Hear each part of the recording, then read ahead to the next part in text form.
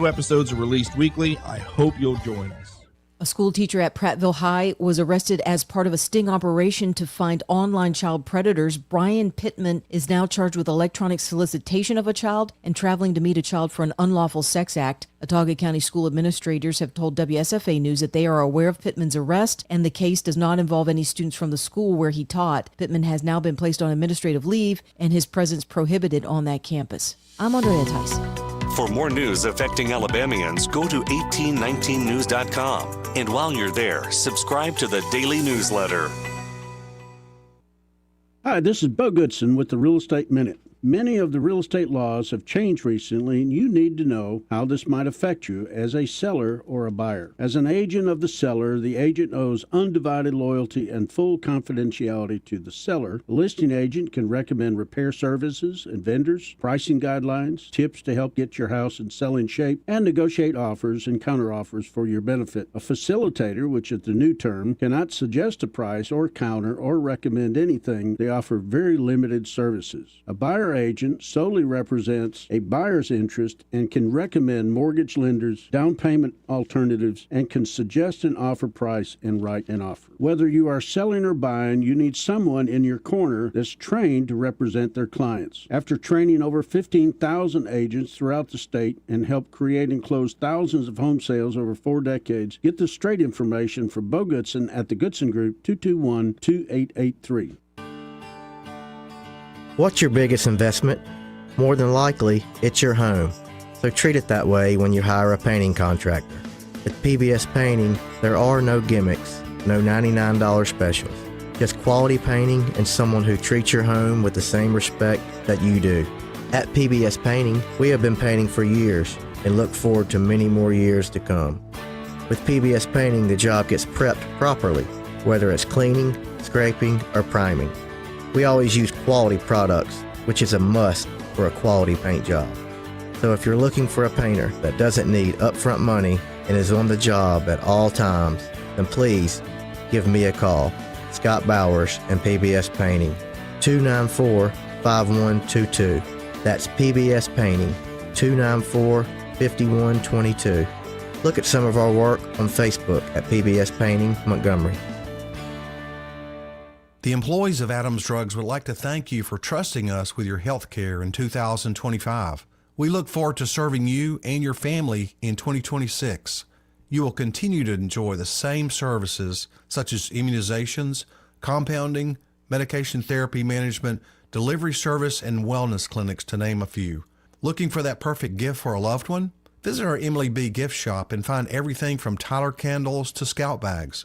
Gift wrapping is available.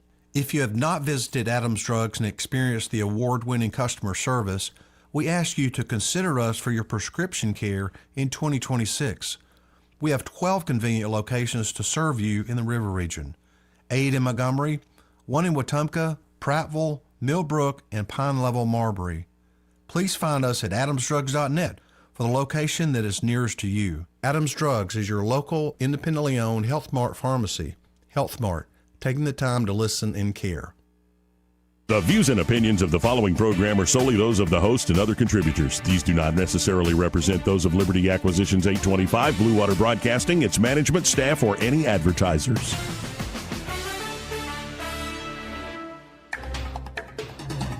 It's time for Montgomery's conversational radio show. It's News and Views on News Talk 93.1 FM. To join the conversation, call 272-9228.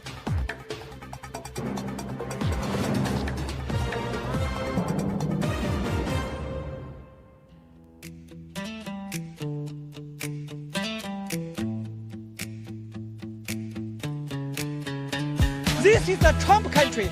We live in the Southeast. We drink sweet tea. We don't drink socialist Kool-Aid. After damning politicians uphill and down dale for many years as rogues, vagabonds, frauds, and scoundrels, I sometimes suspected, like everyone else, I often expect too much of them. Joey Clark. Welcome into the program. I'm your host, Joey Clark. Troy Carrico here in the studio with me. How are you doing today, fine sir? Outstanding. How are you? I'm better than I deserve. Yep. And, well, there's a lot to get to today because apparently, because Ted Cruz shared just a wretched, convoluted conspiracy about, of all things, Catholics. You know, I'm happy to explain when Catholics are behaving badly, but it's shared by insurrectionist Barbie that I don't even think is an American. God. And I don't know what's going on with Ted Cruz, but we can get into that, I suppose. We also have a guy who saved his dog from cancer after getting a diagnosis that it was terminal. The dog only had 6 months to live, and he used 3 different AIs. I believe ChatGPT AlphaFold, which is the one I brought up years ago about the protein folding, and then used Grok to actually create an mRNA vaccine, save the dog's life. That's incredible. We also have a stat here that for the first time in over a decade, over half of Gen Z and millennial men are reading the Bible weekly. We should make it daily, gentlemen, but that is a great trend right there. U.S. Intel believes the Iranian supreme leader, the new one, is likely homosexual. Yes. And apparently Trump laughed out loud at the briefing. Scott Bessent saying they're going to continue to allow Iranian and Chinese oil tankers to go through the Strait of Hormuz while the Trump summit with Xi in China might be delayed. Remember Pokemon Go? Yes. Well, 143 million people thought they were trying to catch them all. They're actually building one of the largest real-world visual data sets in artificial intelligence history. Very cool. It's now being used. We've got an exorcist, DC's chief exorcist, tell all about the what's going on with America's elite. Another priest story faces $500,000 in fines for what? Feeding the homeless. And, of course, Trump just broke that White House Chief of Staff Susie Wiles has been diagnosed with breast cancer, but they found it very, very early. Good. So she will be staying in her job while she is getting that treatment. And God bless Susie Wiles for being able to find that early. And we will pray for her swift recovery. You will beat this girl. But before we get into, like, Teddy Boy, Ted Cruz, and honestly, like, I don't want to be all that offended about it, because when I hear, like, a politician say something in a really convoluted way in order to continue to maintain credibility or something, like, whatever, man. There is a deep and profound tradition that I follow, and one politician ain't going to bother me about it. That said, before we get into all the war stuff, we have an update from CENTCOM and all these other stories I just laid out. How about we do the entire point of religion? Yes, let's. In 5 minutes. Yes. Less than 5 minutes. The entire point of religion.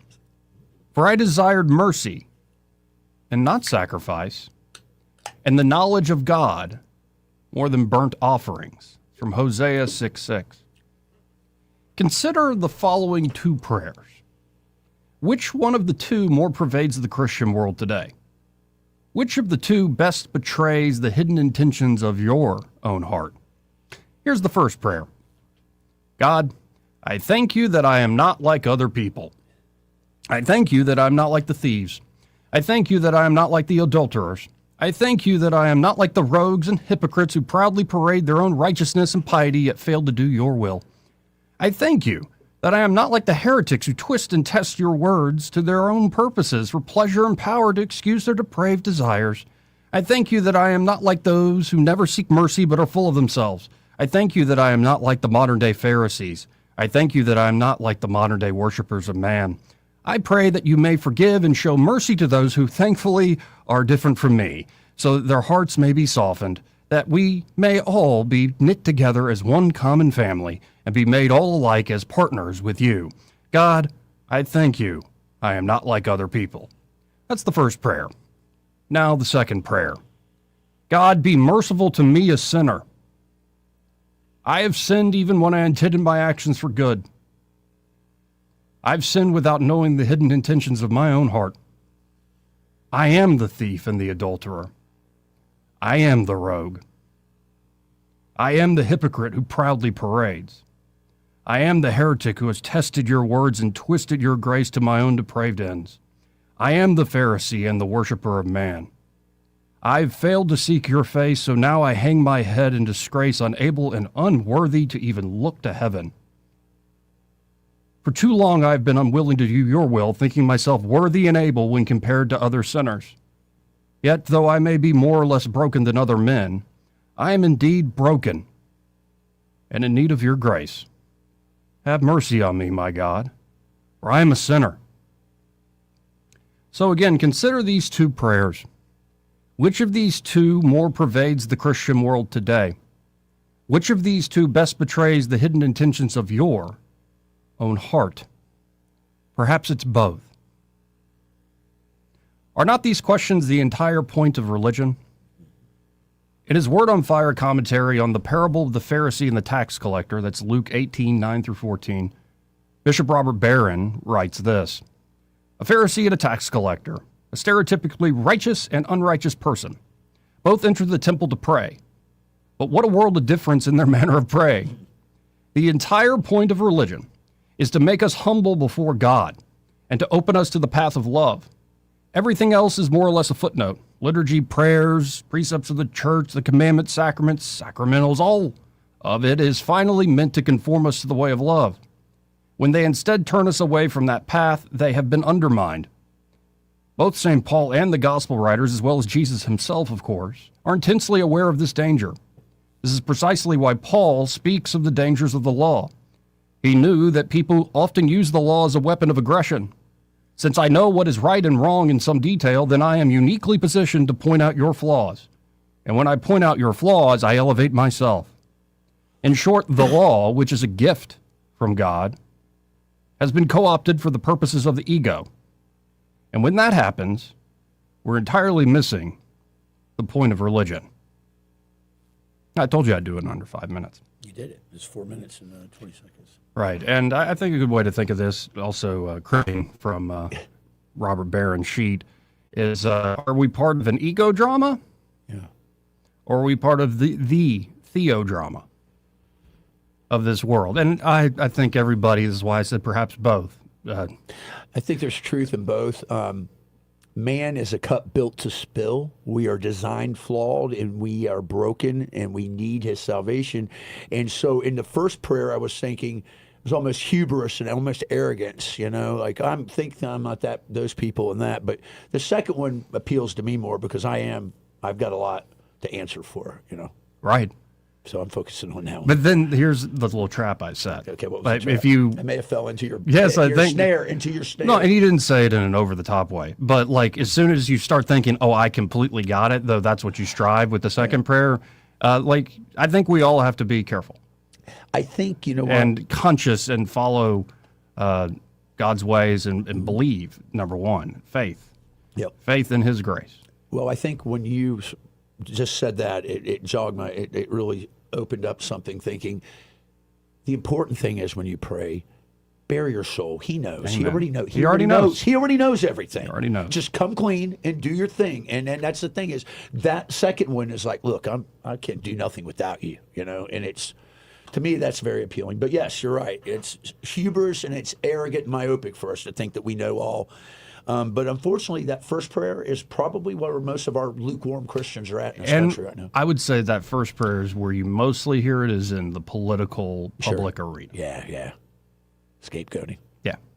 I want to believe wholeheartedly, though I couldn't prove it, that there are a lot of churches that disagree with one another, denominations, that there is genuine offering up of contrite, broken hearts. And I really do think there are people who are that way all over this world.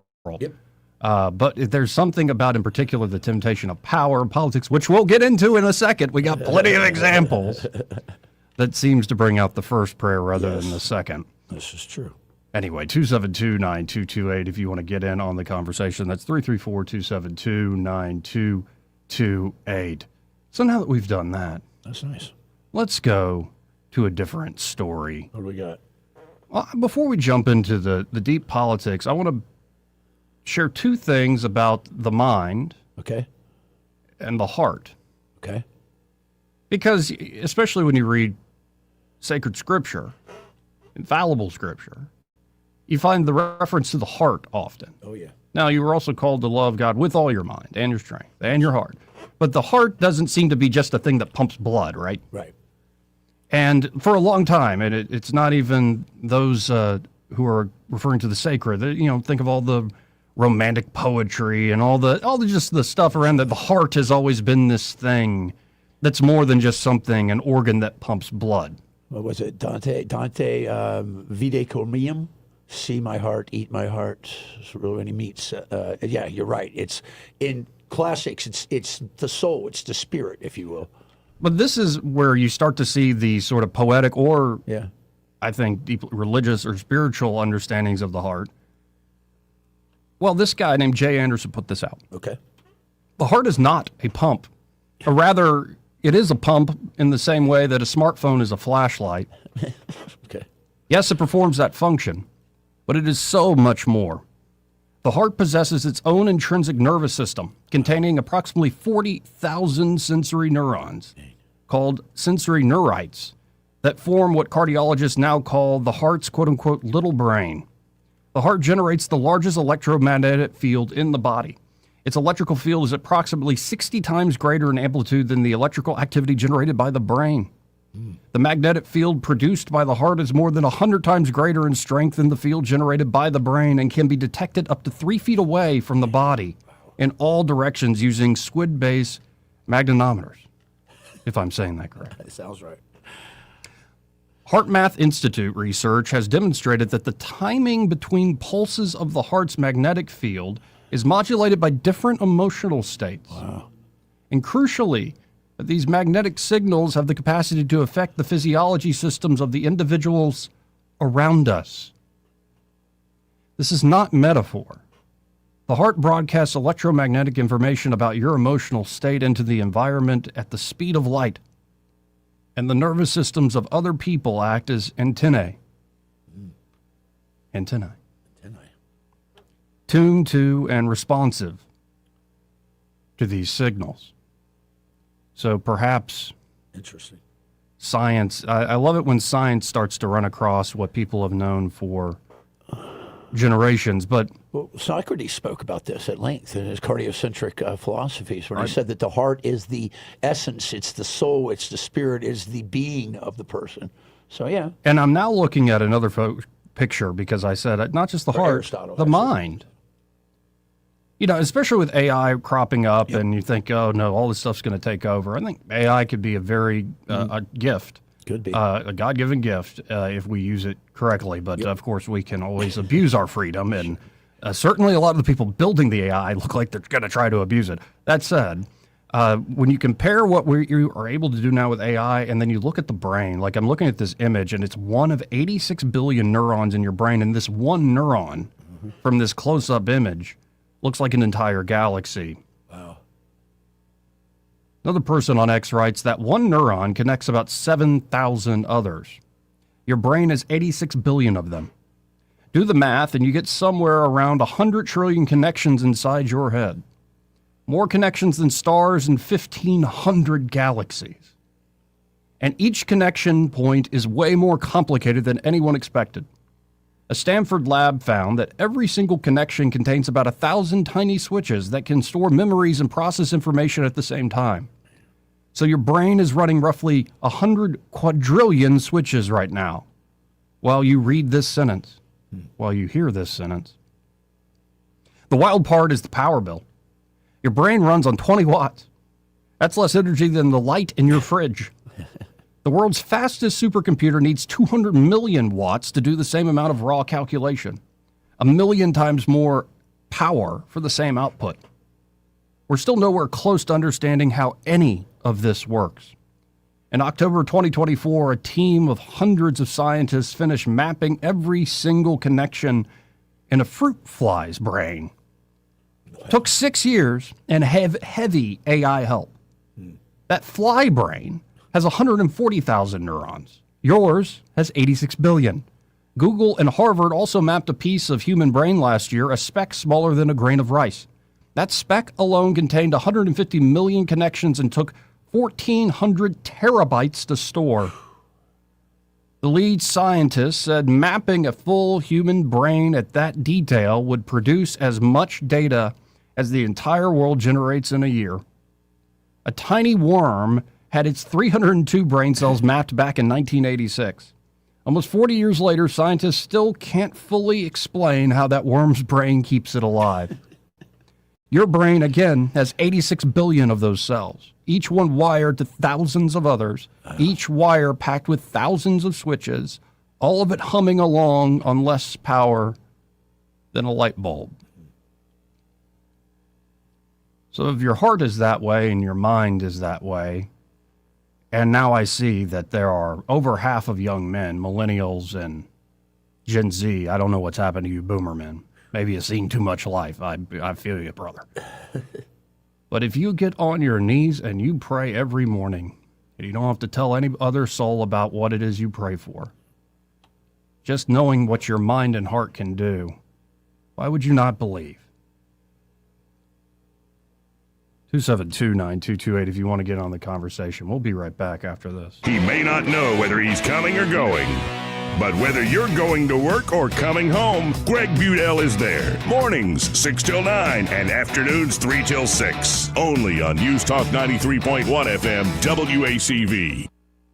Hey, this is Troop with Heirloom Jewelers. I've been advertising at Blue Water for going on 3 years now. Since starting advertising at Blue Water, we have seen our business grow exponentially. And if you would like to see your business grow, I suggest advertising at Blue Water Broadcasting.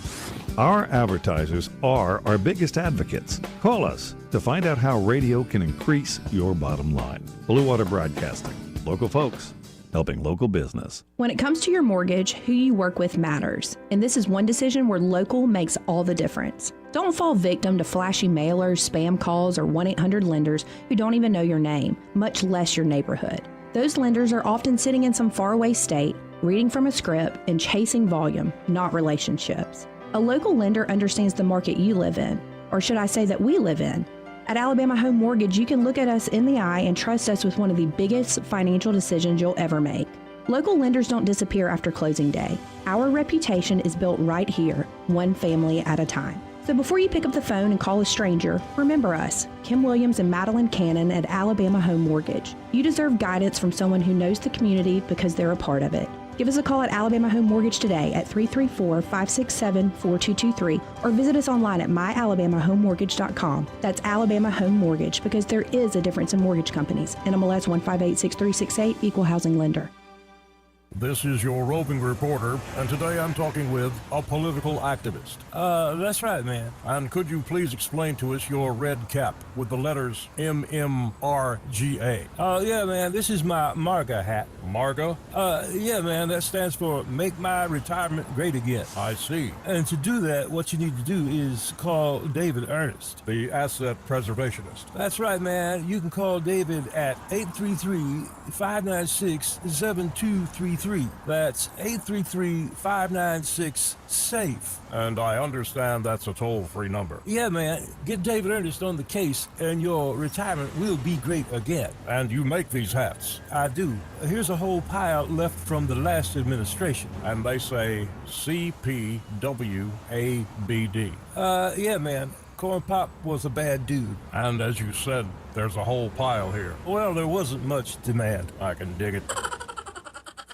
For too long, Alabama's statewide news companies have shamed us for our conservative Christian values. Alabama deserves a news company that cherishes our culture, a company that isn't bought and paid for by the powers that be. 1819 News is that company. Run by Alabamians for Alabamians, 1819 News celebrates what is good and beautiful about our state, while exposing those who work against our values in secret. Just go to 1819news.com to learn more. Subscribe to our newsletter. That's 1819news.com. With the Wall Street Business Report, I'm Greg Clugston. President Trump's visit to China for a summit with Xi Jinping could be delayed because of the Iran war. Last night, he called on China to help reopen the Strait of Hormuz. Its closure is pushing global energy prices higher. About 3,800 workers at one of the nation's largest meatpacking plants went on strike this morning in Colorado. Union representatives say it's the first strike at a U.S. beef slaughterhouse since the 1980s. Union officials have accused owner JBS USA of committing unfair labor practices. The company says it's following the law. The CEOs of the nation's top airline companies are imploring Congress to restore funding to the Department of Homeland Security and embrace a bipartisan solution to pay federal aviation workers, including TSA employees. For the Wall Street Business Report, I'm Greg Clugston.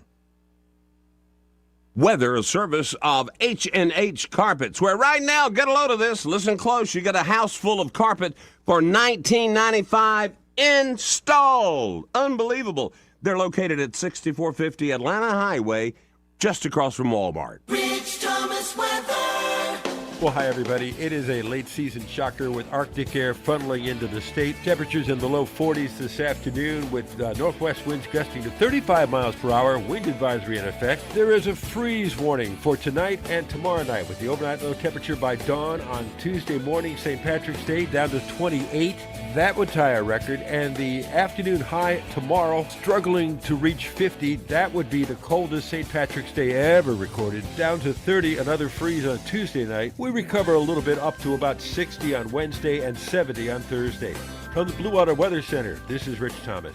CB&S Bank, serving families and communities since 1906. Proud to be named 16th best performing bank nationally in their asset category by American Banker. Learn more at cbsbank.com. CB&S Bank, member FDIC, equal housing lender. News and talk without the static.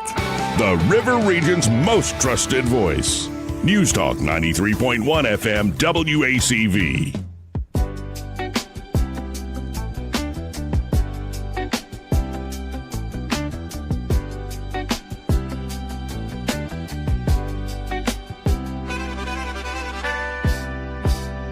I'm a better looking person than Kamala. Is that how you conduct yourself in a democracy? Joey Clark.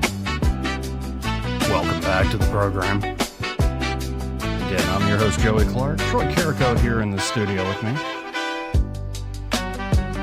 And let's go to the phones and talk to Clint. I haven't talked to that gentleman in a second. Hey, Clint, how are you? Good day, guys. Hello. Hey, Joey Clark. Yeah. When was the last time you met your guardian angel? I would say the other morning, but I think I've met him many times in my life without knowing it. You always know it when he shows up. I was pretty lost in some years gone by, but I now look back and I it's eternal gratitude. Yeah. Well, you know, all angels are males. Are they? Do they have? Yeah. They're all. Yeah, their gender is usually. There is no female This angel. is true. Clint speaks the truth as far as I know from even studying the books of Enoch and Jubilee. I don't know. I'm getting a little hung up because they don't have bodies like us. They're pure intellect and spirit. So, but yes, they're often like described as men. But we know that they fell from the heavens and mated with women. So yeah, there you go. May I ask you this question? Mm-hmm. Have you ever heard of Satan? Yes. Making a female? Making one? Yeah, does Satan have a female demon? Succubus. Yeah, I mean there are female demons in the lore. Are you sure? Yeah, like for instance, like Lilith would be one. Like there are a few. Yep. Lilith was what I was thinking. 'Cause you know I'm not God deep himself into. I on the main don't. one. But I don't claim Clint to know. I'm not an exorcist. I'm not deep into demonology. I'm just like I've only heard of a few things here or there. I was. I've read demonology and witchcraft for quite a while. And, Hey, Clint, I'm when glad I you met brought my this up. first demon, Oh, okay, good. when I first met that demon, I was more afraid then than I was in combat. That thing scared. I mean, yeah. That's what they I do. want nothing to do with that. That's what they do. Hey, Clint, I got a question for you, brother. First of all, Yes, sir. I had an experience in combat in Babel province when I was shot, and it was pretty profound. And I'll talk about it offline with you if you ever want to hear it. It changed my life. But anyways, what do you think? Joey and I were just talking at the break. I had an experience, so I wanted to know more about angels. And so And the flip side of that, I learned about the demons as well. The books of Jubilee 1, 2, books of Enoch, the apocryptical text, it tells and lays out in detail why there's spiritual warfare going on in this world. They are so many demons that have been assigned to certain duties, like teaching geometry, teaching these things that take us away from our relationship with God. And just it's fascinating hearing you talk because you obviously get it and you believe it. Yes, sir. Absolutely. Been there, done that. Well, and Clint, you might be interested in Sean Ryan's had a couple different exorcists on, and they go into detail on this stuff. So if you can find on YouTube just the Sean Ryan show, put in Sean Ryan Exorcist, and long interviews, and it's a deep dive into this stuff. Pretty fascinating. Well, my question, one, I have met a lot of spirits. You may not believe it, but I have. I had a ghost in my house. Young girl. Why do spirits come to some people and not others? Well, it's a gift, they say sometimes. Oh, no, sometimes it's not a good gift. No, I agree, but you could be a curse, too. Do you have that in your family, Clint? Does anyone else, like your mother, or is that ever? Yes. See, there's some connection to that, I think. It's amazing. It's.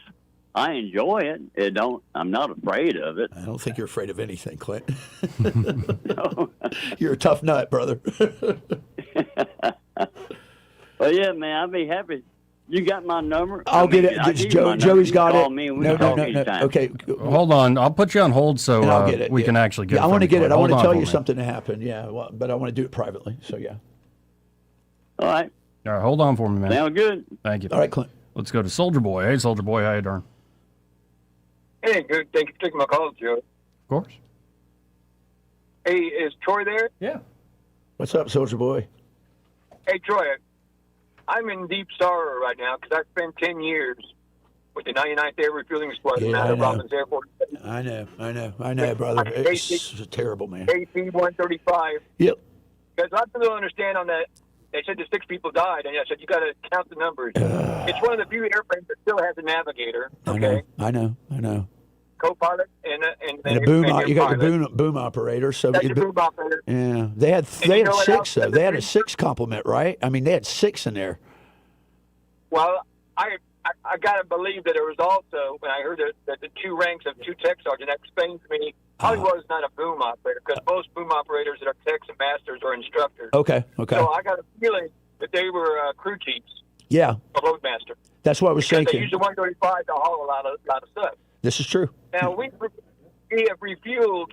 I have been in the pod in the back, laying on my belly, and KC-135Rs, with the R model engine, replaced the water-injected ones. Yep. Okay. The big engine babies.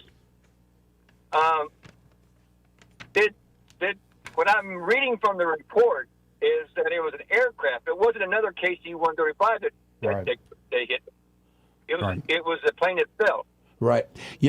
I have a lot of questions, and I know you do too, Soldier Boy. Number one. Well, I do too. Number one, my thoughts are this. There's a popular sentiment right now in the military community, at least in some of the forums and the places where I talk, and even amongst some of my very, very notable sergeant majors and colonels and generals that I talk to, that, and if you spent time in Kuwait, I'm sure.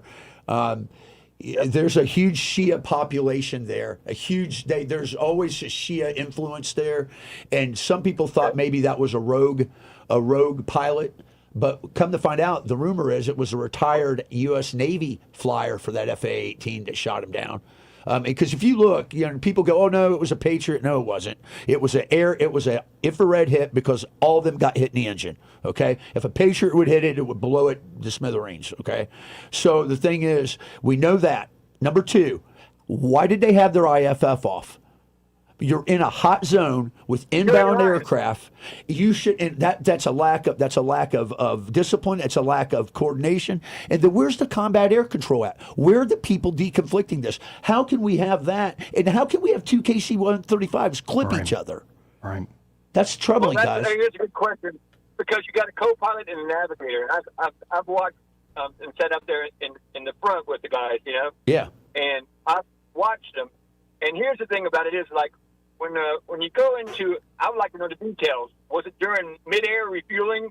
Because sometimes when a jet comes in the back end, it's a hydraulic. It's not a tow and throw like some old aircraft and helicopters and crap and everything. Yeah. It's not a tow and drug. It's a hydraulic, and it goes in and out based upon the turbulence of the wind. And if need be, it's the pilot's responsibility. Boom operators also too. That's where they work closely with the pilot on the plane when they're talking. Right. Because after a while, when the boom operator takes complete control, even the pilot in the front doesn't hear what's going on. It's between the boom operator and the receiver. Right. It's just the two of them, okay? And if they have to break off because of the wind, sometimes you can see those F-15s or 18s just They'll bank sputtering in off. the They'll wind. break and bake off. Yeah. And you can see that hydraulic jack going in and out like a piston, okay? Yep, Trying to refuel, you know? Yep. Well, hey, listen. You know what's crazy, Joey? This was over Western Iraq. People will go, "Why would we be over Western Iraq? That's closer to Israel." And then there, it's because we want to keep them out of the range of potential anti-aircraft things. So that's what that's about: defensive posture. People don't understand that those bladders they're got plastic bladders, okay? And basically, you're flying in a big gas tank. That's what you're flying in. You are. Okay? And if it gets hit, it goes up. And another thing is, a lot of people don't know, that plane has 6 parachutes in there. Mm-hmm. For the crew, the nav, the aircraft commander, and also the co-pilot, and also the boom operator. And also for the two, most likely, they usually use 2 crew chiefs on the plane, okay, loadmasters. Yeah. Because when I was flying with him, I said, I said, wait a minute, if something happens, I said, there's not another chute for me. He said, it's first come, first go. You can grab That's it. funny. That's funny. That's what he said. You got to grab it. So there is a lot. I'd like that, like you said, Troy. I don't think we'll ever find out. I'm with you. I just want to say this. They're going to keep this hush-hush. There's too much here. We've got 2 incidents, guys, that have questions. I've got grave questions about the air control and the combat control of this of some of their missions. Just very, very bad stuff there. But I'm sorry that you were close to that unit personally, and that's sorry about that, Soldier Boy. Troy, let me ask you a question. You know what I hate is people don't understand, okay? What's the body count right now for soldiers? We're 13. We're at 13 total, and the Air Force is bore the brunt of it.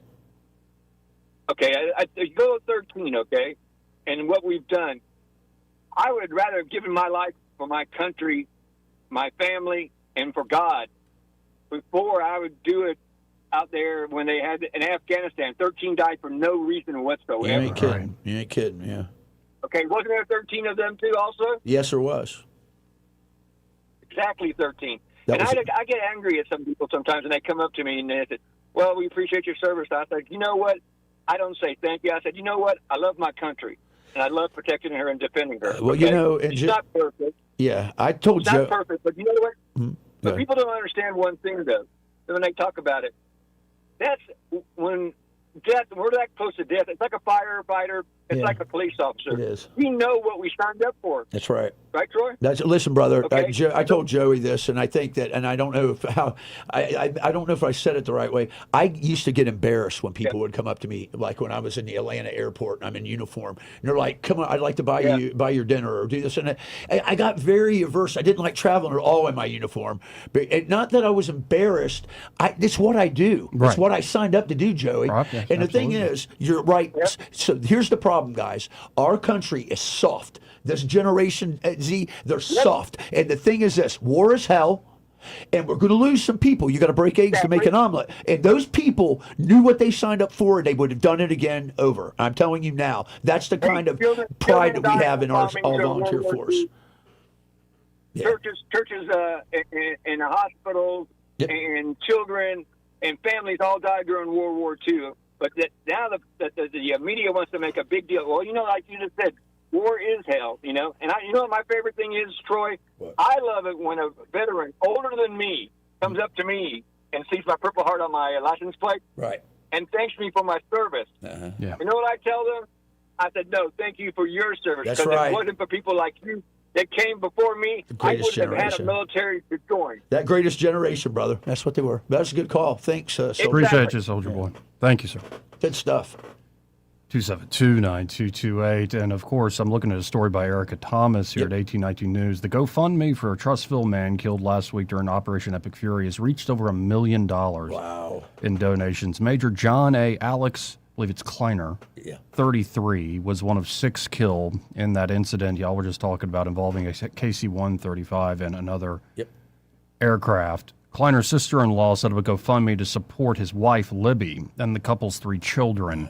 A lot of videos, by the way, being shared of just what a father he was. I believe he was also an Auburn graduate. And yeah, he was. I saw Coach Tuberville and Senator Brett tweeting about this and giving up prayers to his family and to him.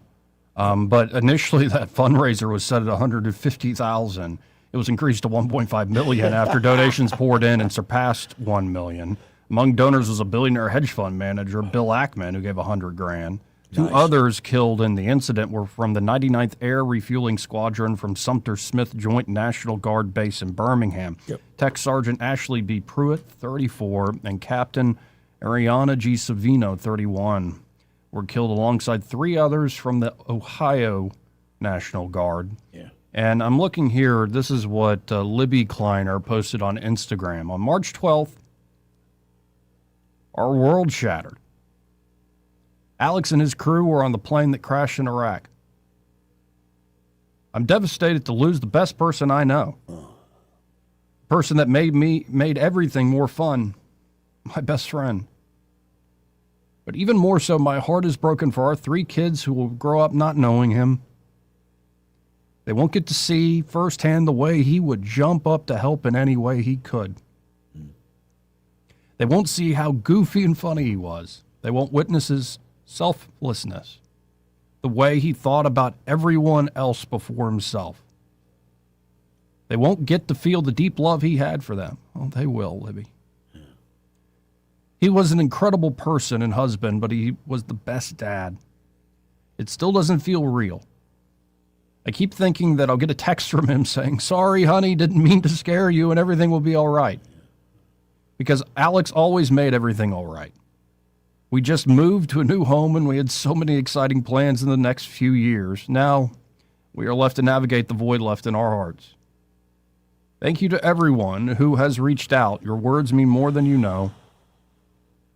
These are some of the last photos we have together before he deployed. He was crushed that he had to leave us. I'll forever remember this heartbreaking goodbye. And I'm reading from an account that shared this. And again, this story, I think, touched everyone's heart around the nation. You see the amount of donations put in, and it really is. Like, I see my brother there as a new father. I see so many young men who were doing the right thing. And you said war is hell, and it's just, you see the cost. You know, see the true cost. When I'm hearing her write that, and I'm going to share this, it just occurred to me. And I was married previously to someone else, and she endured 5 deployments. And what happened was I got assigned. I was very fortunate when I was with DIA working special operations. I had a Iridium satellite phone. It was a blessing and it was a boon because I could be on that phone and we're on convoy somewhere, going somewhere, and all of a sudden all hell breaks loose. You know, I got to go. Yeah. And it was like, I didn't realize how much stress that would cause. And listening to her talking about the hardest job in the military is to be the commander-in-chief of Fort Living Room. That's what we call him. And, God bless him. I'm thinking of him, praying for him. It's scary. And let's lift up all the fallen in prayer. Amen. And again, pray that this war will end soon and create a lasting peace. Yes, sir. 334-272-9228 if you want to get on the conversation. We do have an update from CENTCOM we could play here in a second. Okay. And it's, I'm forgetting, was it Karg Island? It's Karg Island, yeah. Apparently the United States hit that. Did not touch the oil infrastructure, though. The president saying we didn't want to touch that because it would be years of rebuilding. It would create a lot of trauma for everyday people there. And we're fixing to take it. Yeah, might very well take it. We also get into Trump calling for NATO allies, Europeans, to help open up the Strait of Hormuz, also calling for China to open it up as this war continues into its 3rd week. Did you see Lady Starmer? He's going to send some. He's sending some ships. Okay. Out of his little flotilla that used to be the once proud British Royal Navy. By the way, have you ever read a book called To Rule the Waves Yes, I by have. Arthur Herman? Yes, I have. It's a freaking amazing book. You just now some of the early ones, scoundrels. They are such like the pirates of like not just Britain but the Spanish Empire as well. They were such brigands. They were brigands. Oh, and they really vagabonds. were. But then you see what develops out of what started as, I think, brigands, and you start to see this culture of honor and of risk taking and of boldness, and you got to wonder what happened. What happened to the UK? So when the Continental Navy was founded, we didn't have a lot of. We had some merchant shipmen, but we didn't really have a navy. So they hired a Scottish pirate, John Paul Jones, who hated the British, and he's the one who said when they bring him in, he's a commander. He's talking to the Congress. They go, "What do you need? How much money? How many ships?" He goes, "First of all, I'm not interested in any boat that doesn't go fast. I intend to be on the attack," he said. And I was like, "That's the kind of man you want leading your flotilla." Here. We do have to hit a break. First, this part of the program brought to you by Pest Pro Services. And, you know, we got this cold snap. These storms in the middle of the night bringing the cold fronts down. It's not going to send the insects away, though, Joey. No. They'll be right back. They're already ready to come back. They're here. So whether you're worried about the basics, Pest Pro Services can take care of that. Could be particularly have a problem with yellow jackets or wasp on your property. That's your problem. Yeah, I've killed too many of them. They know. You're the killer of wasps. And, of course, you might be worried about termites, and especially if you haven't had an inspection done in years. Or if you got a log home like I do. Yeah, don't play with that fire. Get the inspection done, and they can lay down year-round protection there for you at Pest Pro Services. If you want to learn more, you can always go to ppsriverregion.com or just search Pest Pro Services on the Book of Faces. They have a very active Facebook page. And, of course, you can always call them direct, 265-9990. That's 265-9990. When you want to know, call a pro. Pest Pro Services. And be sure to tell Ashley and that great team that Joey and Troy, those fellas on the radio, sent you. Want to carry News Talk in your pocket? Download the News Talk 93.1 app from the App Store. Available on iPhone and Android. Never miss a moment. Download now. Running a facility is already demanding. You don't have time for miscleaning, sick days, or inconsistent results. At Janney King Gulf Coast, we have a proven method to solve those problems. Our franchise owners are trained and supported, and our franchise model means the people cleaning your building care about the outcome as much as you do. If your cleaning company is creating more work instead of preventing it, it's time for a clean that you can count on. Visit JannyKingCleans.com to learn more.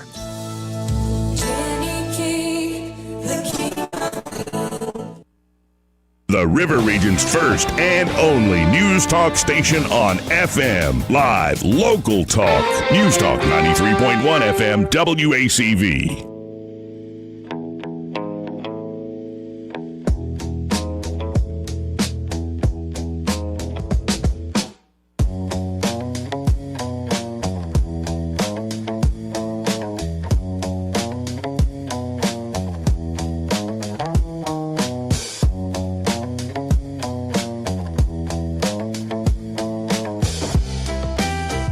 Joey Clark.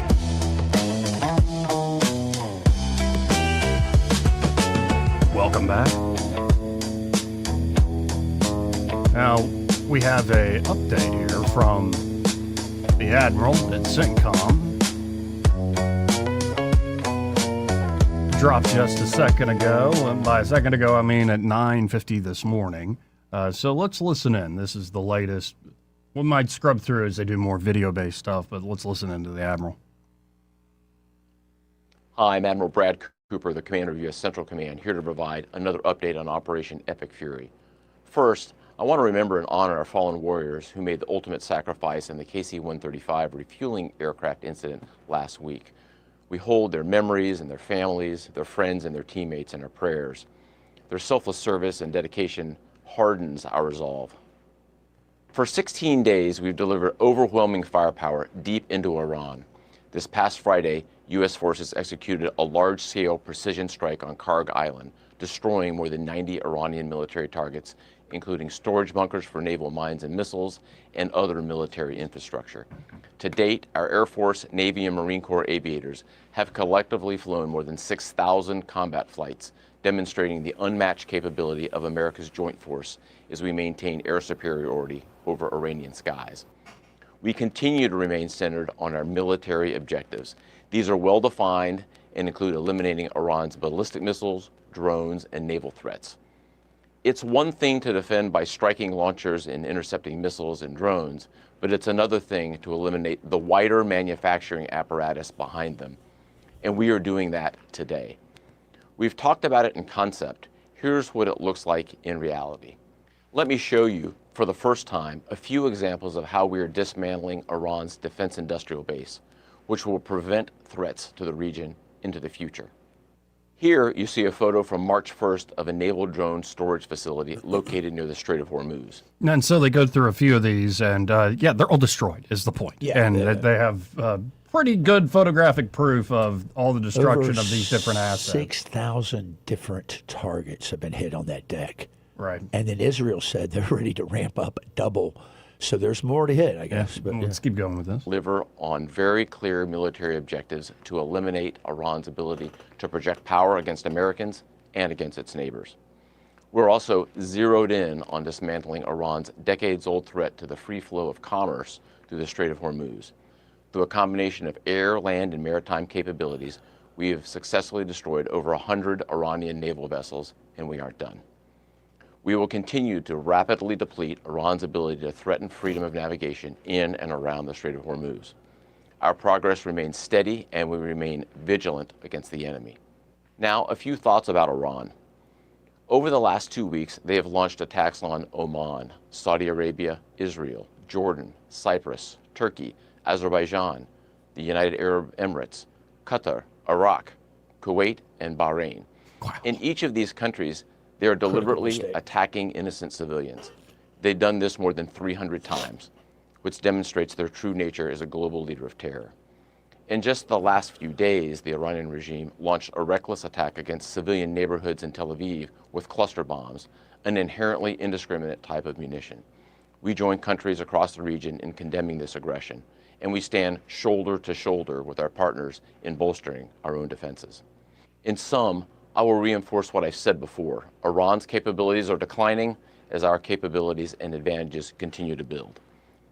And finally, I'd like to talk about the extraordinary 50,000 Americans who are deployed across the region executing this vital mission. It's long been my belief that every success we have begins and ends with our people.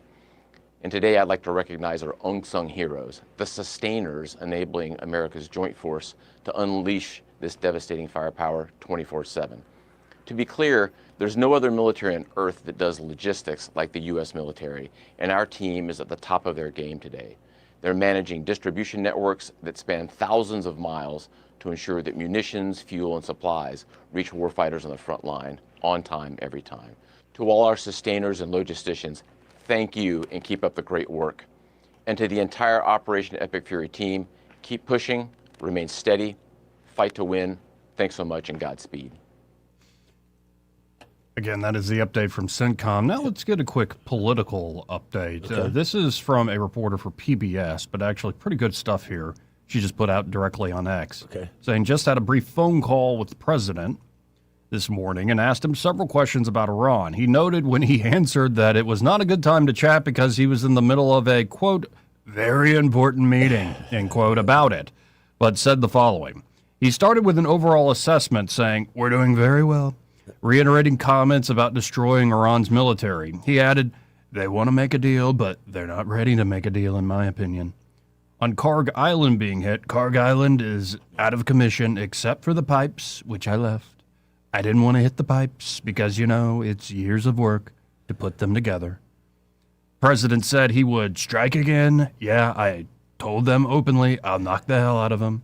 He noted he purposely left 100 yards around anything having to do with oil there. Didn't even come close, adding it takes a lot to rebuild infrastructure. He continued, I left a lot of infrastructure in Tehran because if you did it, it's years of building. I could knock out the electrical plants in 1 hour, but if I do that, that's years of rebuilding and it's trauma. so I'm going to hold off on that kind of thing. He said the conflict is a very small price to pay after years of terror from the regime, and, quote, the oil prices will drop like a rock as soon as it's over. When I asked for a timeline on those dropping, he said, well, as soon as the war is over. I don't believe it will be long. Final question I got was about American troops on the ground in Iran and whether he sees that happening. I don't want to say that. When I asked if his thinking was changed on that issue, or thinking has changed on that issue, he said, no, it's not changed. But he just didn't want to discuss strategy with a reporter. Actually, pretty good reporting there. I appreciate that's Liz Landers there with PBS. Pretty straightforward stuff. And so you got the military leader in theater and you got the President of the United States. We'll continue on after this top of the hour break. Broadcasting from the Riverside Chevrolet Master Control Center, this is WACV Cusada, News Talk 93.1 FM. When it's Chevy, it's Riverside. With SRN News, I'm Bob Agnew in Washington. Fears of a global energy crisis persist as war in the Middle East rages on. More U.S.-Israeli strikes hit the Iranian capital today. Israel again bombarded Lebanon. An Iranian drone strike temporarily shut down Dubai's airport. That's a crucial global travel hub, and the attack underscored the threats to the overall world economy. Meanwhile, oil prices have been down today, stocks up, even though such moves have been quick to reverse in a very vulnerable scenario since the war in Iran began. The S&P 500 rose 1% of its value early on today, setting it on track to possibly have its best session in 5 weeks. Also at SRNnews.com, extreme weather conditions from coast to coast, but more than half the public in the path of rough conditions today. Storms across the nation's eastern half force airlines to cancel 3,000 flights. This is SRN News. So my friends over at Pure Talk have been sending me customer feedback from consumeraffairs.com, where thousands of people rate and review the top wireless providers. Here, for instance, is a nice note from James in Raleigh, North Carolina, who writes, quote, after hearing Mike Rowe's ad, we made the switch to Pure Talk, and we couldn't be happier. We went from spending $1,200 a year with T-Mobile to $420 with Pure Talk. Thanks, Mike. Switch today! Exclamation point. Pure Talk is saving James $820 a year. And because he literally wrote the words switch today in capital letters with an exclamation point, I'm going to go ahead and dedicate this commercial to him. So folks, take it from James in Raleigh, North Carolina. Pure Talk can give you unlimited talk, text, and plenty of data for just $25 a month on the same 5G service the big guys are overcharging you for. Just dial pound 250, say Mike Rowe. You'll also save 50% off your first month. That's pound 250 to save an additional 50%. Thanks, James. Rich Thomas Weather is brought to you by Alabama Wholesale Lumber. For tough, good-looking roofs, it's Tamco Shingles from Alabama Wholesale Lumber. For great folks and great prices, call Alabama Wholesale Lumber. Rich Thomas Weather. Well, hi, everybody. It is a late season shocker with Arctic air funneling into the state. Temperatures in the low 40s this afternoon with northwest winds gusting to 35 miles per hour. Wind advisory in effect. There is a freeze warning for tonight and tomorrow night with the overnight low temperature by dawn on Tuesday morning, St. Patrick's Day, down to 28. That would tie a record. And the afternoon high tomorrow, struggling to reach 50. That would be the coldest St. Patrick's Day ever recorded. Down to 30, another freeze on Tuesday night. We recover a little bit up to about 60 on Wednesday and 70 on Thursday. From the Blue Water Weather Center, this is Rich Thomas. Feeling the pressure of high credit card rates? ASE Credit Union has you covered with a low 1.99% APR on balance transfers. Move your balances in March or April and lock in that 1.99% rate through your October statement. Visit ASE Credit Union today. Federally insured by NCUA. Terms and conditions apply. From the Blue Water Broadcasting News Center, here's today's top stories. A Troy woman has been charged with murder in the shooting death of her husband. 29-year-old Christian Petties had originally been arrested on a charge of domestic violence after her husband, Antonio Kelly, was shot. Kelly died of his injuries in a Montgomery hospital over the weekend. Petties has now been charged with murder in the case. A Montgomery woman was seriously injured in a Saturday house fire. Montgomery Fire and Rescue responded to the fire just off Day Street in the 400 block of Godfrey Street, where the occupant, an unidentified 58-year-old woman, was taken to a nearby hospital for treatment. The cause of the fire remains under investigation. Open enrollment for Alabama's School Choice Educational Savings Account program ends later this month. Families may apply for the 2026-27 school year through March 31st, with award notifications to be announced on April 15th. Funding is up to $7,000 for private schools or $2,000 for homeschool. From the Blue Water Broadcasting News Center, I'm Sky Mosley. This hour of news and views is brought to you by our good friends at Alabama Home Mortgage. Alabama Home Mortgage, 567-4223. Visit them on the web at myalabamahomemortgage.com. NMLS number 1586368, an equal housing lender. We get this question all the time. Do you handle that? Buying or selling a home? Yes. Commercial? Yes. Land or investments? Absolutely. Hannah and Eddie Realty Group. One team. Every real estate move. 334-322-0662. Pizza's here. Oh, great. I'd love some, but I'm worried about my stomach issues. If you're worried about having diarrhea, gas, bloating, stomach pain, or loose, oily stools, it may not just be stomach issues. It could be a condition called exocrine pancreatic insufficiency, or EPI. With EPI, the pancreas doesn't release enough enzymes to break down food, but EPI is manageable. Use the symptom checker on identifyepi.com and talk to your doctor. That's identifyepi.com. Sponsored by AbbVie. The views and opinions of the following program are solely those of the host and other contributors. These do not necessarily represent those of Liberty Acquisitions 825, Blue Water Broadcasting, its management, staff, or any advertisers.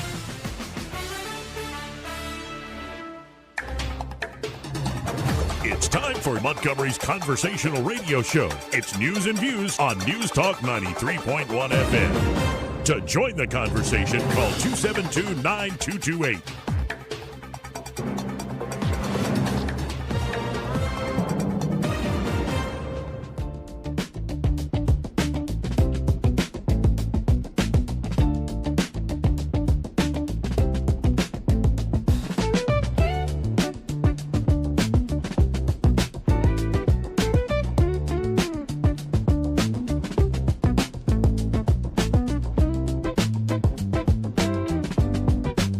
Joey Clark. Welcome back. What's this one called, Joey? Just 21. It's fun. It's nice. When I even got to the part where it builds and stuff, does all the changes I like. But welcome back into the program, and I'm looking at a Daily Mail story that I don't know why it tickles me so much, but it does. There's good stuff in there, too. Donald Trump burst out laughing when he was briefed that Iran's incoming supreme leader, Mujtaba Khamenei, may be gay. Yeah. Sources have told the New York Post. Intelligence suggests the new Ayatollah is homosexual, raised doubts in his late father's mind about his suitability to succeed him. He's bedding down with his imam teacher that's like 25 years older than him. It's weird. Intelligence, others in the room found it hilarious, and a senior intelligence official has not stopped laughing about it for days, according to the New York Post. The lurid claim was corroborated by two intelligence community officials and a third person close to the White House. America's spy agencies view the information as credible intelligence rather than gossip designed to undermine the 56-year-old ruler. Well, even if it is gossip, they're getting what they want. But this new Ayatollah has had a long-term sexual relationship, yes, as you just said, with his childhood tutor, according to two sources. A third source said intel indicated the affair was with a person who used to work for the Khamenei family. Yep.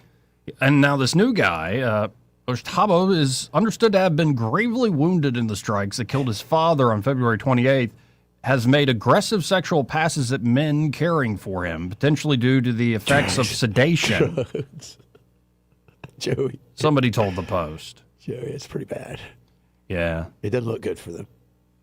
The U.S. has no photographic evidence, but sources insist the intel was bona fide, with one saying it was derived from one of the most protected sources the government has. I've heard that. Another source said the intelligence would not have been presented to the president if it wasn't some confidence in this. And apparently the old Ayatollah Ali was aware that his son had issues in his personal life. U.S. intelligence sources told CBS on Sunday in an earlier allusion to the allegation. He was also wary of his son taking power because he believed he was unintelligent. Trump reportedly dismissed the classified briefing as irrelevant, with Iran appearing rudderless regardless. Mojtaba has, meanwhile, been absent from public view, fueling rumors of injury or death. Since being elected by the mullahs on March 8th, his only public comments have been a statement read by a presenter on state TV.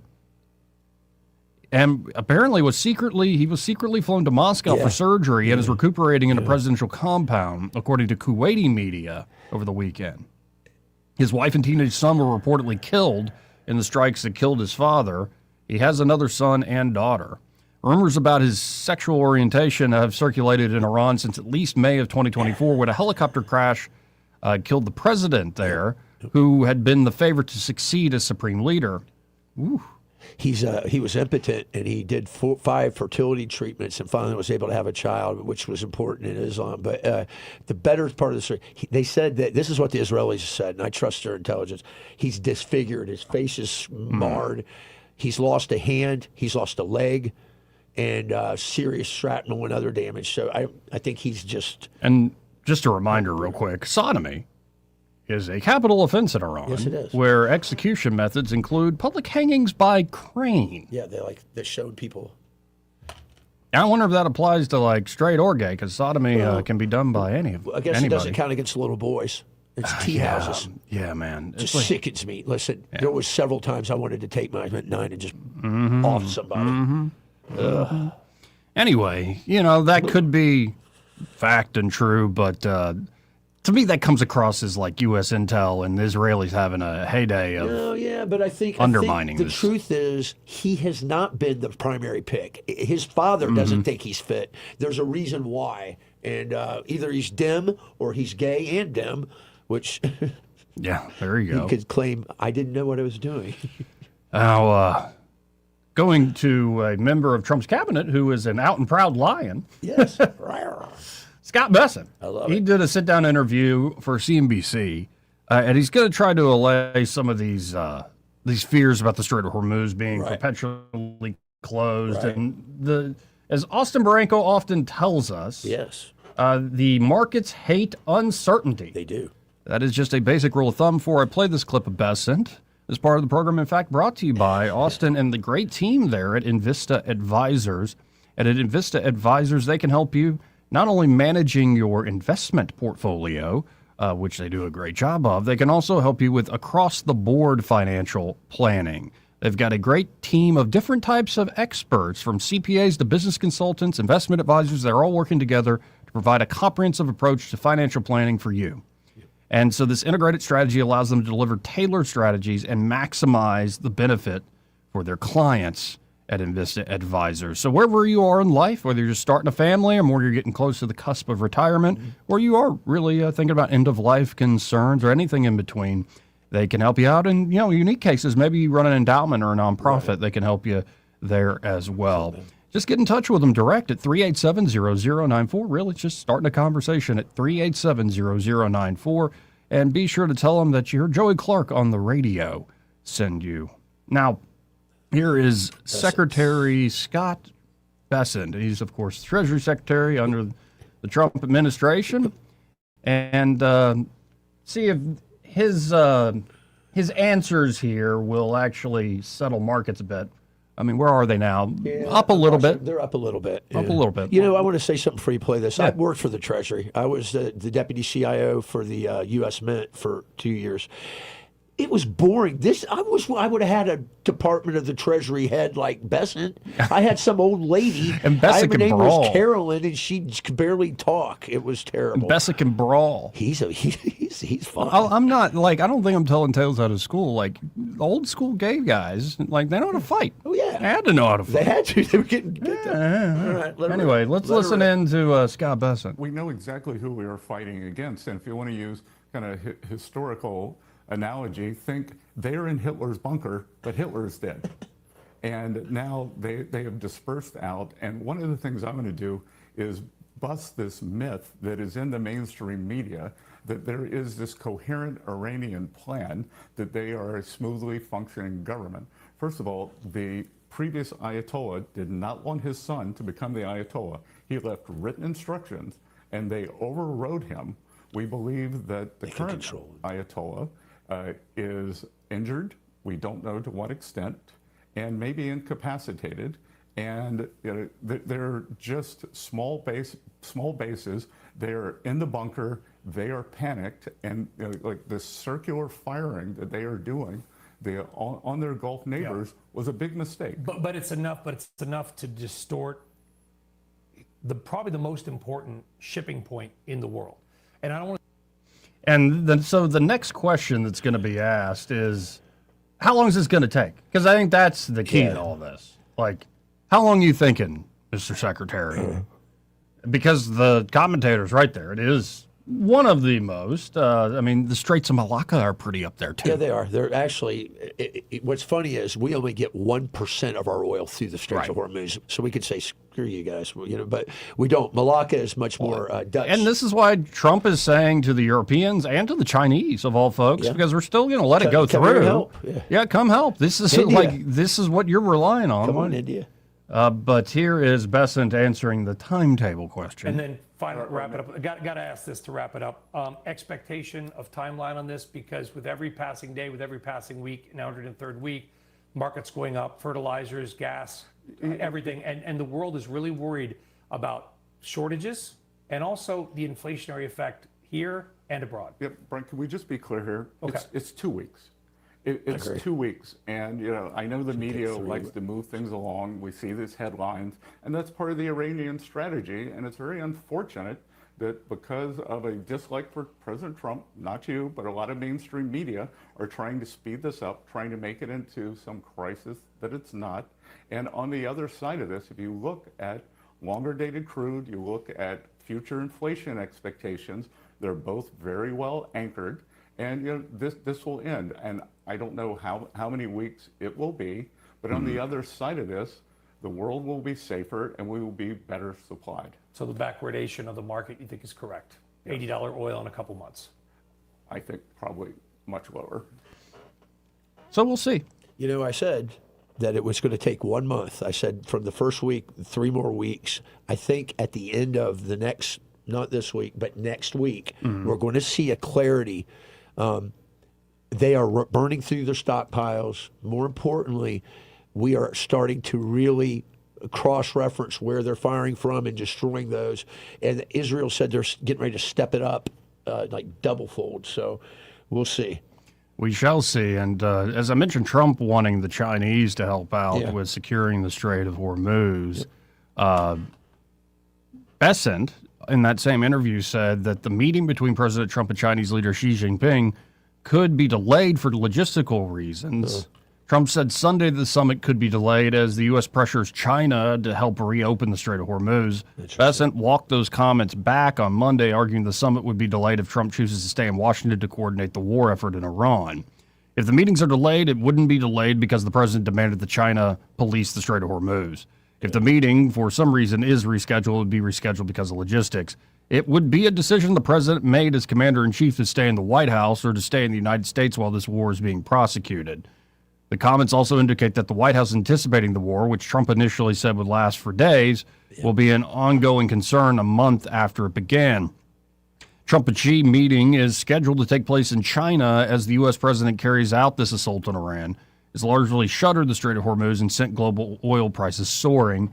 The strait carries roughly 20% of the world's oil and has remained largely impassable during the war. The China visit scheduled for March 31st to April 2nd. So you might be right, Troy, that you get the war done and then you can still do the summit. Would be the first for a U.S. president since Trump went to the country in 2017. Right. President met with Xi in South Korea 5 months ago, where the two sides agreed to a temporary truce in a trade war that saw tariffs between the world's two largest economies briefly soar to triple-digit figures. Yeah, you remember that? I do. Liberation Day. That's right. Goodness gracious. Trump said Sunday on Air Force One that other countries should help the U.S. unlock the Strait of Hormuz for shipping. He singled out China in those remarks. And so we shall see. We shall. Let's go to line one. You're on there. Who's this? Hey, this is Thunder. Hey, Thunder. I have a question. Do these other countries not understand the children's fable of the little hen that could? The little mama hen, and she found a grain of wheat, and she planted that wheat because nobody in the barn would help her plant that wheat. When the wheat got big, she went to them and she said, we now have wheat. Would anyone like to help me reap this wheat?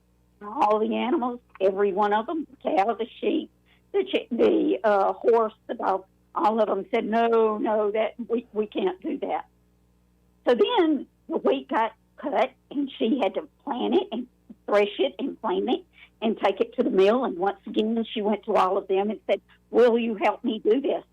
And they all said no.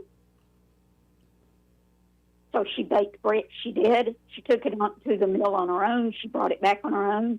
She baked bread on her own. They all smelled how great that bread smelled. And then they wanted some. And her answer was no. Repeat that analogy with oil. Mm-hmm. Does France need oil? Does China need oil? Does India need oil?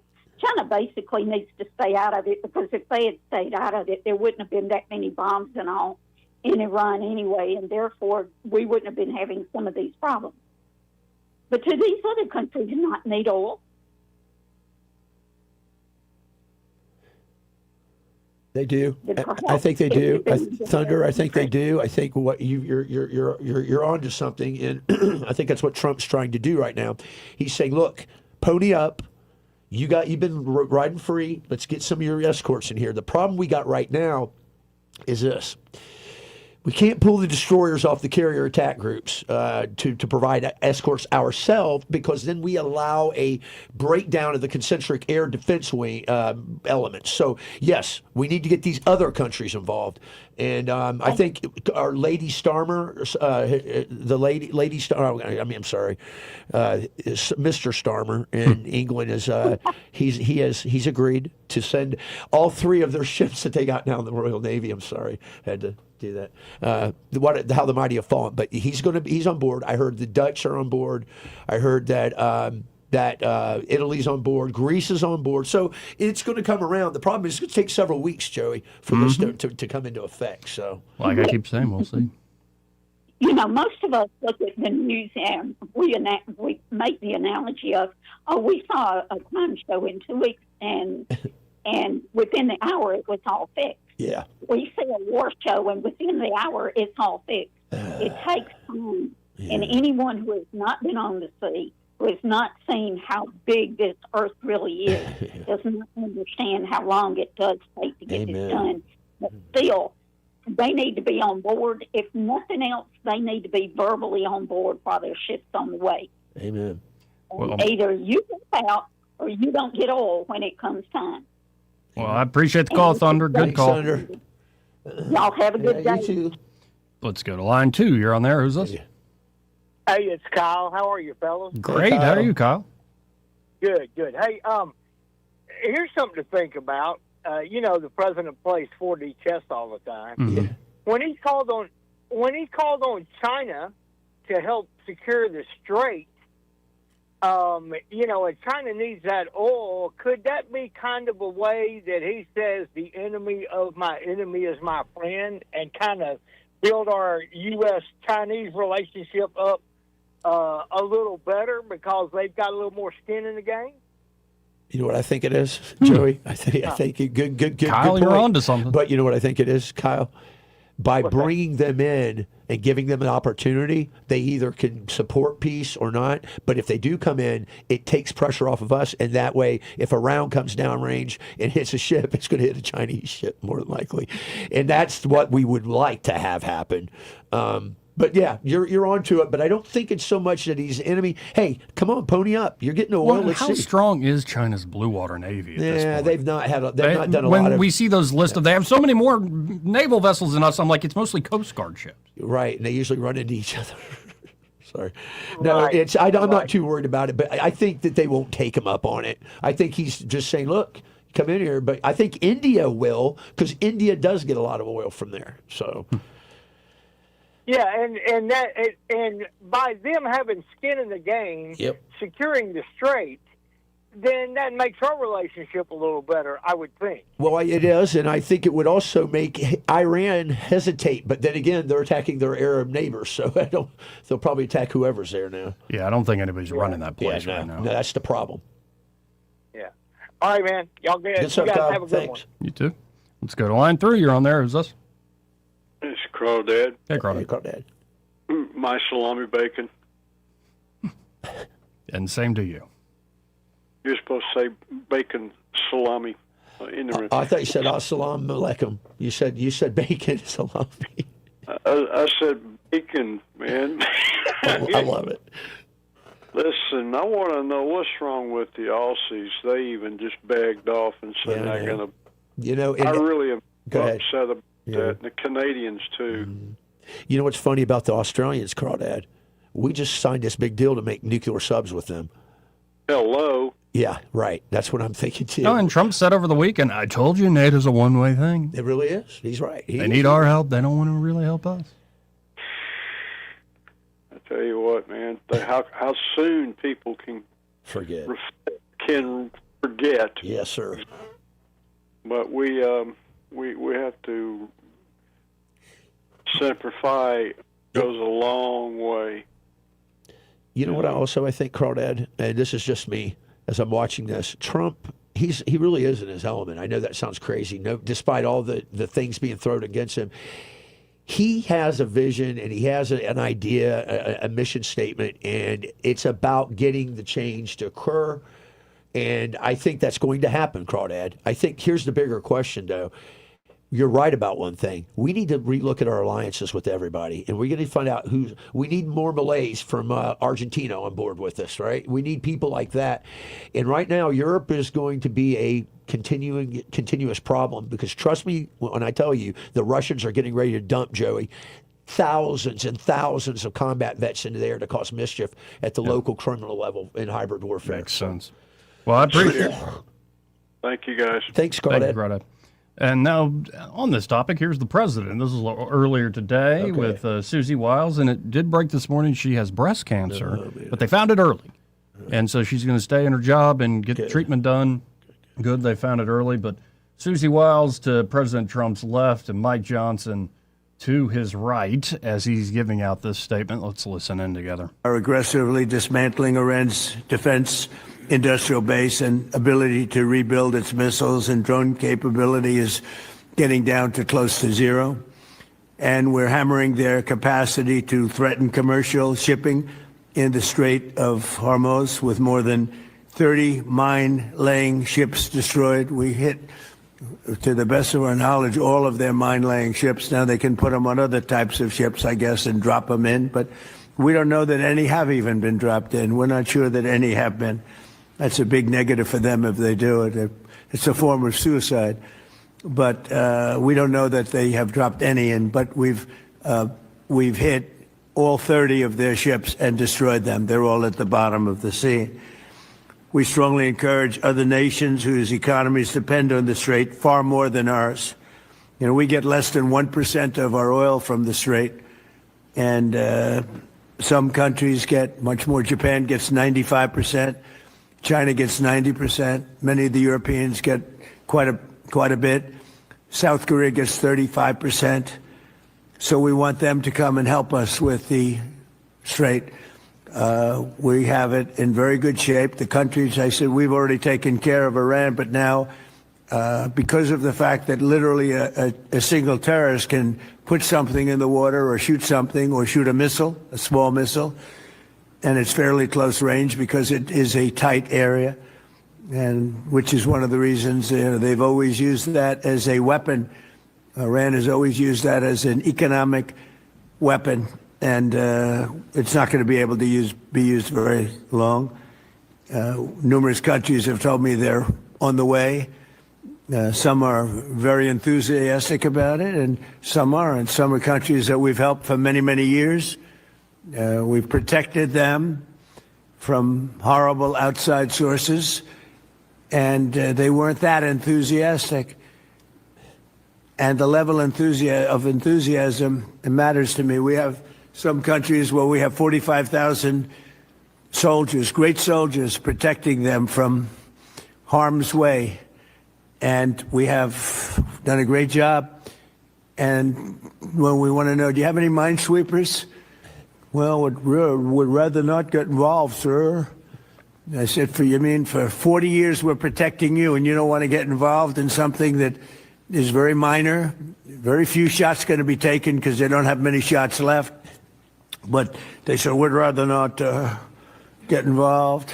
I just want the fake news media and everybody else to remember that was said, because I've been a big critic of all of the protecting of countries, because I know that we'll protect them. And if we ever needed help, they won't be there for us. I've just known that for a long period of time, just like I knew about the Strait, that it would be a weapon, which I predicted a long time ago, predicted all of this stuff. You guys were very generous in that. I predicted all of it. So that's the president earlier today, just to hear it in his own words. Again, 272-9228. That's 334-272-9228 if you want to get in on the conversation. This part of the program brought to you by Montgomery Men's Health. And they're at Montgomery Men's Health. Well, they can help you men out. You're not alone in this. Now, you only got one life, but you don't have to live that one life alone, especially if you're starting to feel not like yourself, not like a man. Feeling wiped out when you wake up. Your waistline's creeping bigger and bigger. It's becoming a chore to even tie your shoes. You got to hold your breath. Your bedroom confidence is slipping. Like, you don't even want to try. That's no fun. And if you're feeling that way, she notices. She might be nice about it. Maybe she's not being nice about it. But a lot of guys think if I'm going through this, oh, man, like nobody else knows it. No, a lot of guys have been dealing with these sorts of issues, whether it's general low T or problems with ED and low performance. Montgomery Men's Health, powered by Men's Pro, is ready to help you. They're a men's performance clinic that's been serving Montgomery and the surrounding areas for years now. And they're in-person care. In-person care. That means you're not going to get the sort of online pharmacy experience. No, they get to know you. They get their labs done quickly with urology-backed medicine. They can create personalized treatment plans just for you, depending on where you are in life. A lot of young men are even having the low T problems. But say, you're hitting that, mid-50s, and you're starting to feel like you're slowing down. Well, I know for a fact a lot of guys have gone in there in their 50s and 60s, and they now, after getting treatment at Montgomery Men's Health, feel decades younger, getting their confidence back in the bedroom, more energy at work. They're even hitting the gym again, brother. Ooh, brother. And that appetite's coming back, and they're not necessarily seeing it go straight to the waistline. Their confidence is high, too. She'll like it, gentlemen. She will. Y'all check them out today. Make an appointment. Just call them direct at 334-440-3663. That's 334-440-3663. Or you can book online in under 30 seconds at MontgomeryMen'sHealth.com. Montgomery Men's Health, for every man in every season of life. He may not know whether he's coming or going, but whether you're going to work or coming home, Greg Budell is there. Mornings, 6 till 9, and afternoons, 3 till 6. Only on News Talk 93.1 FM, WACV. Yes? Yeah, I'm Bill. You called about some breakers tripping? Oh, yes, Bill. My brother-in-law says you can do almost anything. That's me. Not much I hadn't seen. Do you really want someone who does almost anything in your electric box? Think about that, because each year thousands of home fires are caused by faulty wiring. That's why you want a professional, like the electricians at Crosby Electric. Bill, how's it going? Bill, ooh, are you okay? Oh, yeah, well, I didn't really need my eyebrows anyway. At Crosby Electric, all technicians undergo rigorous safety training, as well as background checks, drug testing, and continuing education. Bill, you think maybe I should call a real electrician? No, these little slip-ups happen. Everybody does it. Really? No, not really. When you need professional electric work, or you just like someone to assess your home for safety, call the experts at Crosby Electric, 272-2085, or visit us at crosbyelectric.com.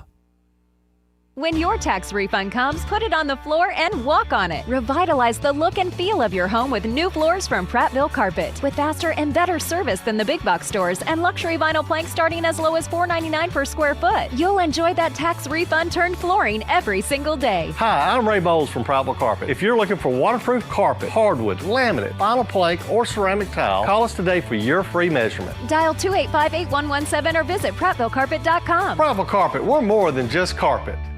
This hour of news and views is brought to you by our good friends at Alabama Home Mortgage. Alabama Home Mortgage, 567-4223. Visit them on the web at myalabamahomemortgage.com. NMLS number 1586368. an equal housing lender. Whether it's AC or heating or plumbing that you're needing, whatever you require, call Lou Choir. Since 1983, we've treated you like family. Day or night, we do things right so you can live more comfortably. Whether it's AC or heating or plumbing that you're needing, whatever you require, call Lou Choir right now. This is your roving reporter. Today I'm talking with a man from outer space. What's up, Earthling? I see you've landed your spacecraft over there in that field. That's right, man. My question is, why have you landed here on our planet? I came to see David Ernest. The asset preservationist? Yeah, man. I wanted to see if he would take a look at my portfolio for me. Well, before you make the trip over there, call him on his toll-free number, 833-596-7233. And I understand those last 4 digits spell out the word safe. That is correct. Funny thing happened the last time I came to Earth. What was that? I went to the Walmart, man. Yes? And I accidentally went in the back door. How did that work out? Well, they stopped me and very gently told me that I needed to go around front and come in. And then what did you do? I said, cool, man. Take me to your greeter. You flew millions of miles just for that. Hey, man, I don't ride them. I just read them. Rich Thomas Weather brought to you by M&M Outdoors. Book your stay today at MNMCampground.com for relaxation at its best. It's easy to find and hard to leave. M&M Outdoors, your home away from home. Rich Thomas Weather. Well, hi, everybody. It is a late season shocker with Arctic air funneling into the state. Temperatures in the low 40s this afternoon with northwest winds gusting to 35 miles per hour. Wind advisory in effect. There is a freeze warning for tonight and tomorrow night with the overnight low temperature by dawn on Tuesday morning, St. Patrick's Day, down to 28. That would tie a record. And the afternoon high tomorrow, struggling to reach 50. That would be the coldest St. Patrick's Day ever recorded. Down to 30, another freeze on Tuesday night. We recover a little bit up to about 60 on Wednesday and 70 on Thursday. From the Blue Water Weather Center, this is Rich Thomas. Budget Floors and More has the best prices. Carpet as low as 69 cents per square foot. LVP starting at $1.29 a square foot. Sheet vinyl as low as 65 cents per square foot. And the lowest prices on flooring installation supplies. Budget Floors and More across from Del Rey to Publix. Live local talk. The River Region's most trusted voice for news and opinion. News Talk 93.1 FM WACV.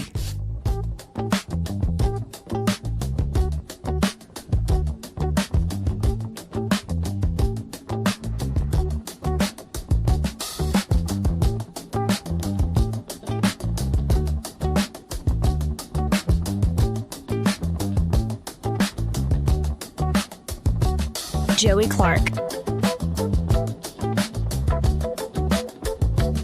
Welcome back. Now, we were talking a little bit about artificial intelligence. Troy and I were off air. And I got to share this story out of Australia. And honestly, this makes me hope. As somebody who lost his mother to brain cancer, this makes me hopeful that it will be essentially, because the mRNA technology, because of how they rushed it out with the COVID jabs, really got a bad rap, and rightfully so, in how they rushed it. But instead of mass production for the general population of mRNA vaccines, what if you could do a bespoke vaccine that is very unique to you, designed from the ground up to treat you? Very cool. Well, that it's not quite there with people for all sorts of reasons, and some of that I think has more to do with regulatory reasons and mass production reasons, not I think the text there, because listen to this story. I'll just give you the bullet points, then we'll play a clip. This is out of Australia. We'll play a clip of a guy who saved his, not his mother, but his best friend, his dog. His doggy. Tech guy. So he's knowledgeable about the latest in tech. Tech guy with zero biology background. His dog gets terminal cancer. The vet says, 1 to 6 months left for that dog, your best friend. Bro says, no, not on my watch. He asked ChatGPT for a treatment plan. Sequenced tumor DNA for $3,000. Used AlphaFold AI, which I remember I brought up the Lex Friedman first bringing this up years ago. We were still upstairs. Right. Where it was able to solve a problem that had existed in biology for 40, 50 years. incredible stuff about protein folding. Yes. So used AlphaFold to model mutated proteins. Designed world's first personalized mRNA vaccine for a dog. Partnered with universities to synthesize it. Ethics approval took 3 months. Vaccine design took 2 months. First injection, December 2025. Tumor shrank 75% within weeks. The dog is now happy. Wow. Universities confirmed it work. Now designing version 2 for the remaining tumor. So here is that guy being interviewed. His name is, I believe, Paul Coiningham. And he is being interviewed on Australian, like their equivalent of their Today Show. Let's listen in. Pal Torderson from the University of New South Wales join us now. G'day to you, gents. Hello to the beautiful Rose here, looking fit and healthy. Oh, there's the dog. Incredible story, this. You know, vets told you that Rose had just months to live, but you refused to give up and you turned to a chatbot instead. Rose is my best mate. And she's been with me through really tough times, through a breakup, through hard business deals, walks in the forest. And when she was handed this sentence, I felt I had to do my part for her as well. Yeah. So what did you do? Walk us through it. Well, we took her tumor, we sequenced the DNA, we converted it from like tissue to data. And then we used that to sort of search for the problem in her DNA, and then develop a cure based off that. And ChatGPT found that? ChatGPT assisted throughout the entire process. That's incredible. Yeah. Have you got a tech background? Yes. Yep. Yep. That's just amazing. Pal, the RNA Institute is the one that created the vaccine for Rose based on Paul's AI code. Were you sceptical at first when you heard about this? Surely. I was a bit, probably mainly just I thought this might take too long. And I guess one of the things we learned from this process too, the technology, even though we've been working with similar mRNA for years, I just didn't think we could do this quickly and it would be in time to really help Rosie. So it's just been an amazing project for us to be involved in.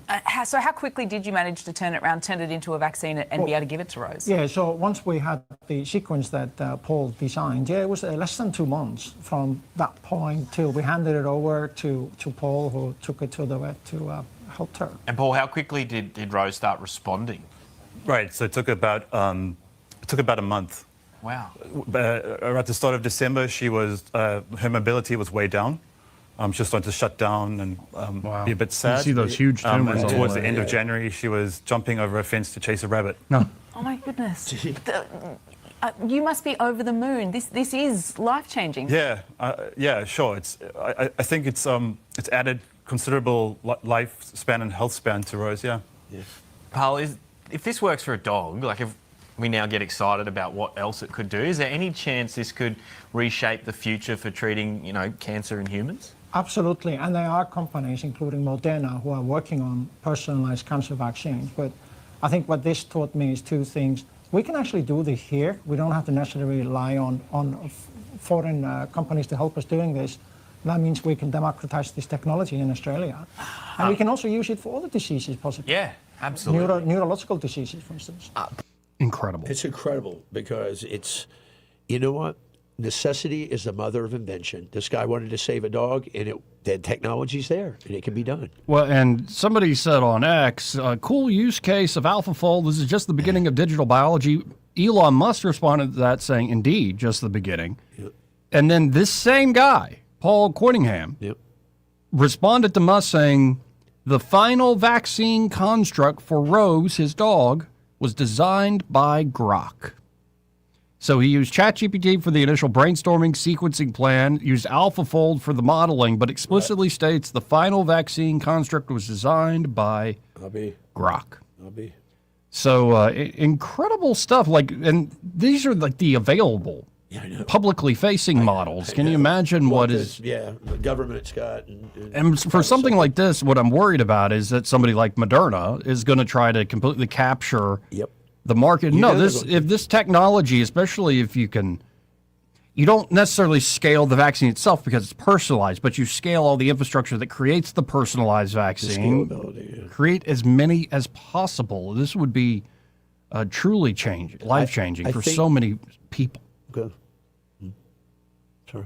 No, go. I was thinking you're right about something, though. Do you think that they're going to try to fight passively, aggressively against it? Yes, I do too. I think that they're going to say, no, we don't want you to be able to do that. We want to do that.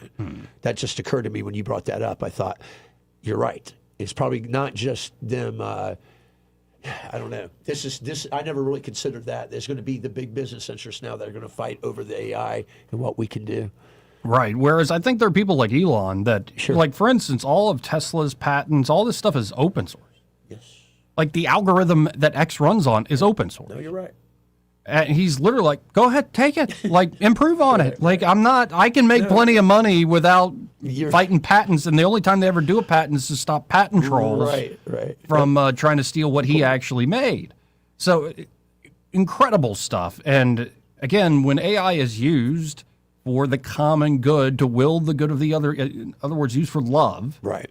And loving ways, I think we will have amazing things. Now, of course, I'm no fool in the sense of you look at a lot of these folks running these AI companies, and I don't always feel them willing the good of the other. I don't think some of them are quite suspect. Well, and sometimes it's sneaky, though. Yeah, I'm sure people knew this already. But you remember Pokemon Go? Yeah.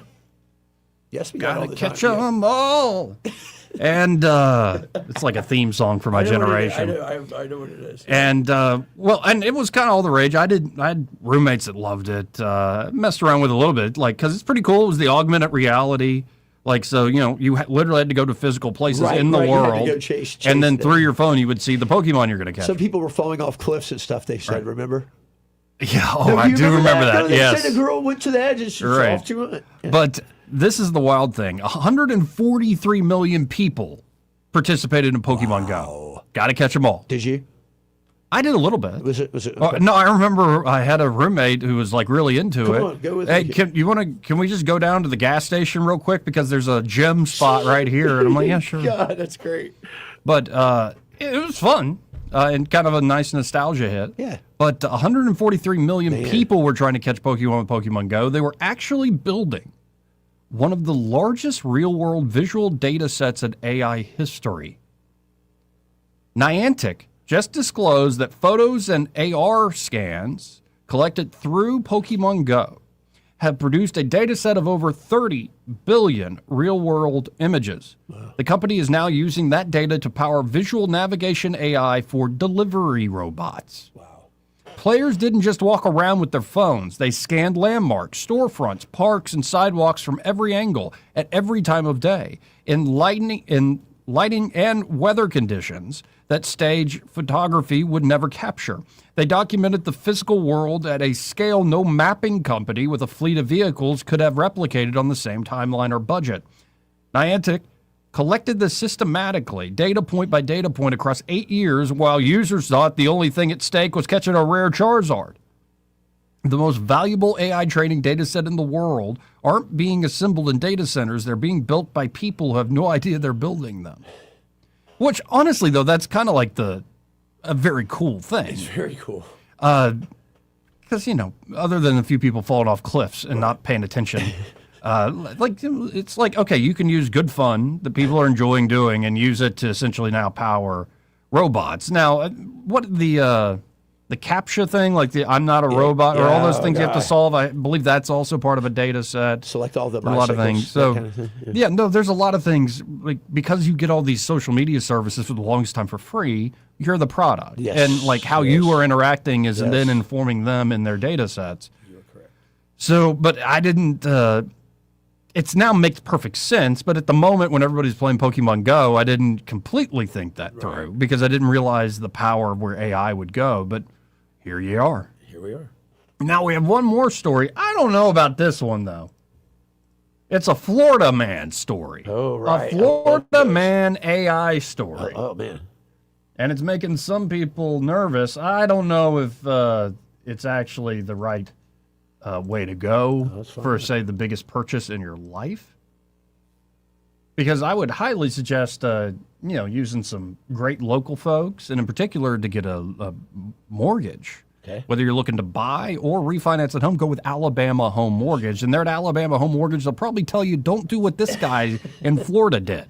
At Alabama Home Mortgage, say you're a veteran, they can they're the best. help you directly and take advantage of those VA benefits you earn through your service veterans. And, there are a lot of veterans who think, well, the VA system's broken. I've tried that, the hospital, medical side. And it's like, well, that's not true of the VA mortgage. That's right. It remains one of the strongest home financing options available, offering benefits like no down payment purchases and 100% cash out refinance. Less than 30-day turnaround on some of them. And a lot of folks think, well, I already used it. Okay, but you can use it Unlimited again. use. You can have multiple use, yeah. So don't fall for flashy mailers, spam calls, 1-800-LENDERS, or what this guy's about to do, ChatGPT, because I don't think we're getting the full story here with this Florida man. Instead, go with great local folks you can trust there at Alabama Home Mortgage. They'll steer you in the right direction, get you the best possible deal. And, of course, they do serve multiple states. Alabama, it's in the name, but Georgia, Florida, and Tennessee as well. So y'all get in touch with them. 567-4223. That's 567-4223. Or you can always apply online at myalabamahomemortgage.com. There is a difference in mortgage companies. Let Kim and Madeline prove that to you today. NMLS number 1586368, an equal housing lender. So, yeah, here's the Florida man story. On first blush, I don't know how much I believe about this. I suspect this guy might have had his own experience beforehand, but anyway, let's listen in. After 15 years in his Cooper City home, Robert Levine decided it was finally time to sell. But instead of contacting a real estate agent, he turned to the power of the prompt. ChatGPT. I really wanted to challenge myself to use AI for the entire journey, not just piecemeal, every step along the way. The married father of 3 says he used artificial intelligence for everything. The planning, the pricing, the marketing, even the paint. We repainted a couple of rooms in the house because ChatGPT said that's where you're going to get the biggest return on investment. The most important thing it did for us was build out a timeline. Here's when you need to start packing your house. ChatGPT helped Robert design the marketing materials like his open house handout and the online listing. Then told him how to get his home listed on the MLS, the multiple listing service, scheduled his showings, and suggested the best day to list his home. We ended up listing on a Tuesday. Turned out to be terrific timing. And I think within the first 72 hours, we had 5 offers on the home already, which was tremendous. The Levines still held the open house scheduled for that following Saturday, but by Sunday morning, 5 days after listing their home, they had a signed contract. A contract generated by, you guessed it, ChatGPT. It's exceeded our expectations. Robert did hire a lawyer to review the contract. I was waiting for that. That's the best part. It's like, let me have this checked out there, because I'm lying. But other than that, his AI assistant did all the heavy lifting. So why did he do it? One of his biggest motivations was saving money. We estimate that leveraging these AI tools will save us about 3% of Wow. the... Wow. Right on. Yeah, and I wouldn't advise that because, again, I feel like I'm not getting the full story of that guy's background. You know what I mean? But incredible what AI is doing across the board, folks. And we've just focused on some of the good things. There are plenty of bad ways for evil that I'm sure AI is going to be used. So anyway, we got to hit this break. When we come back, hopefully we'll have Michael Cohen with Cohen's Electronics and Appliances. Want to carry News Talk in your pocket? Download the News Talk 93.1 app from the App Store. Available on iPhone and Android. Never miss a moment. Download now. Are you tired of the mainstream media's biased reporting? Do you want to stay informed on the news that really matters to you? Look no further than 1819 News. At 1819 News, we bring you the latest in Alabama news, politics, sports, culture, and more. We've assembled a team of journalists with Alabama values dedicated to the truth and the truth alone. Visit us at 1819news.com today. That's 1819news.com. Subscribe to our newsletter. Honest News, Alabama Values. Pizza's here. Oh, great. I'd love some, but I'm worried about my stomach issues. If you're worried about having diarrhea, gas, bloating, stomach pain, or loose, oily stools, it may not just be stomach issues. It could be a condition called exocrine pancreatic insufficiency, or EPI. With EPI, the pancreas doesn't release enough enzymes to break down food, but EPI is manageable. Use the symptom checker on identifyepi.com and talk to your doctor. That's identifyepi.com. Sponsored by AbbVie. This is Jennifer Pestruccelli, General Sales Manager and co-owner of Blue Water Broadcasting. We're home to 7 radio stations at a rapidly expanding digital marketing platform, and we're looking for our next great sales professional. At Blue Water, you'll build customized campaigns that include radio and targeted digital marketing solutions. You'll prospect new clients, manage your own accounts, and work in a fast-paced, creative environment. Media or digital sales experience is a plus. Send your resume to jobs@bluewaterbroadcasting.com. Blue Water Broadcasting, local folks helping local business. When it's time to replace an old window or door, you want expert craftsmanship and proven experience. You want Davis Door & Sash. Right now, take advantage of our limited time promotion. 10% off materials on new energy-efficient doors and windows. Voted best in the River region for windows and installation in 2024 and 25, Davis Door & Sash would love to work for you. Call 334-288-6010 or visit davisdoorandsashalabama.com. Davis Door & Sash, the perfect fit for your home. This hour of news and views is brought to you by our good friends at Alabama Home Mortgage. Alabama Home Mortgage, 567-4223. Visit them on the web at myalabamahomemortgage.com. NMLS number 1586368, an equal housing lender. The River Region's News Talk station. News Talk 93.1, WACV. News Talk 93.1.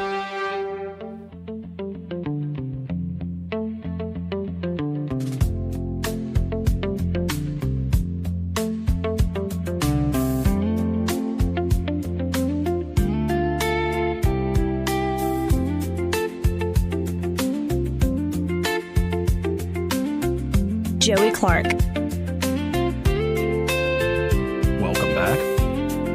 Let's go right to the phones and talk to Michael Cohen with Cohen's Electronics and Appliances. Hey, Michael, how you doing today? I'm doing great. How are y'all? Good, sir. Life's good. Very good. What's the score there today at Cohen's? Like 21-0. Had a guy that I've been talking to. He snuck in here Saturday, and Chris wrote him up for me, but he's getting a nice Sony television and Sonos soundbar. We're going to get that installed. I think he was going to be off on Wednesday is when we've got it scheduled for him. Nice. And Michael Jacks is doing a little work in our display. We got some new amps in for our theater room. He's got those, trying to get those set up between customers, and he's fixing to run to Deepsville to do a 77 Sony OLED for one of our customers that had an LG television that went out. Well, and people might have that anxiety in the back of their mind because they just don't know, like, well, I want a new TV, but I don't know if I want to go through the whole thing of installing and stuff. But y'all do that. Y'all have great products, but the service is second to none during and after the sale. Well, the beauty of letting us do it is that Michael Jackson is going to make sure that it's on your Wi-Fi. He's going to help you with your passwords that you forgot for all your different apps or your Wi-Fi. And he's not going to leave until he knows that you know how to work it, because he's going to make you work it for him. He doesn't just hold the remote in his hand and say, to do this you press this button, and this one to do that, and you understand, because the customer always says yes.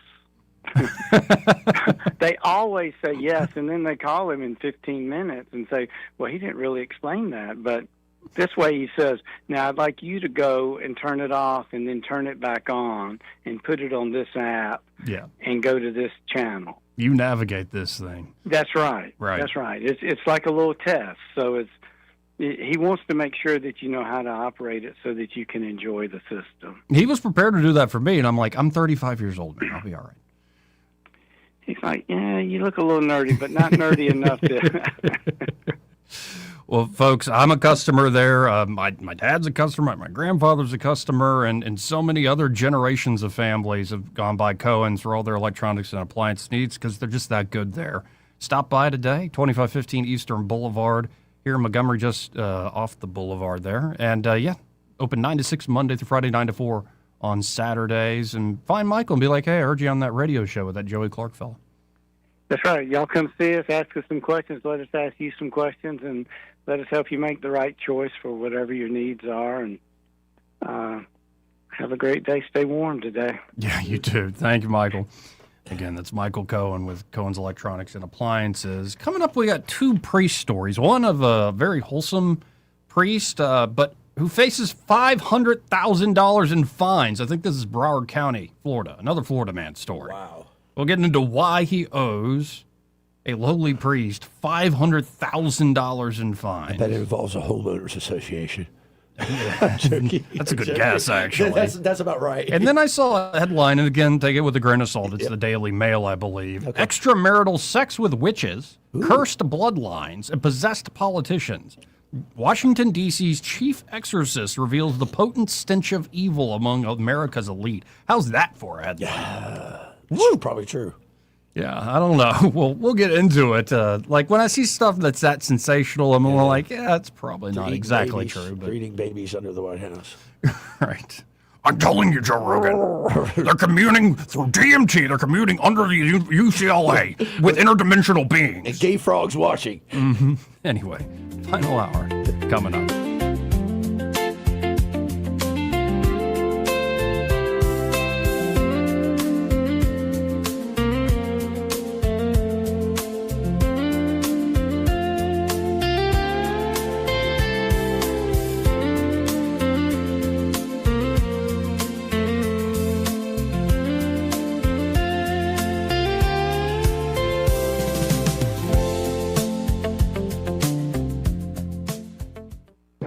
Broadcasting from the Riverside Chevrolet Master Control Center, this is WACV Cusada, News Talk 93.1 FM. When it's Chevy, it's Riverside. With SRN News, I'm Bob Agnew in Washington. Efforts continue to protect shipping through the Strait of Hormuz after threats from Iran to shut it down. Admiral Brad Cooper commands U.S. Central Command and says the military is focused right now on Iran's threats to freighters carrying oil and natural gas in and around the strait. A severe weather front sweeping across part of the eastern half of the country today has dumped heavy snow around the upper Midwest, spawned thunderstorms in the south, and is threatening several mid-Atlantic states with heavy rain and possible tornadoes. Roads were impassable in the upper Midwest. Overall, today, more than 3,000 flights have been delayed or canceled as a result of the weather. It's been a pretty good day on Wall Street, despite ongoing concerns about the global oil supply because of the war with Iran. Right now, the Dow is up by about 434 points. This is SRN News.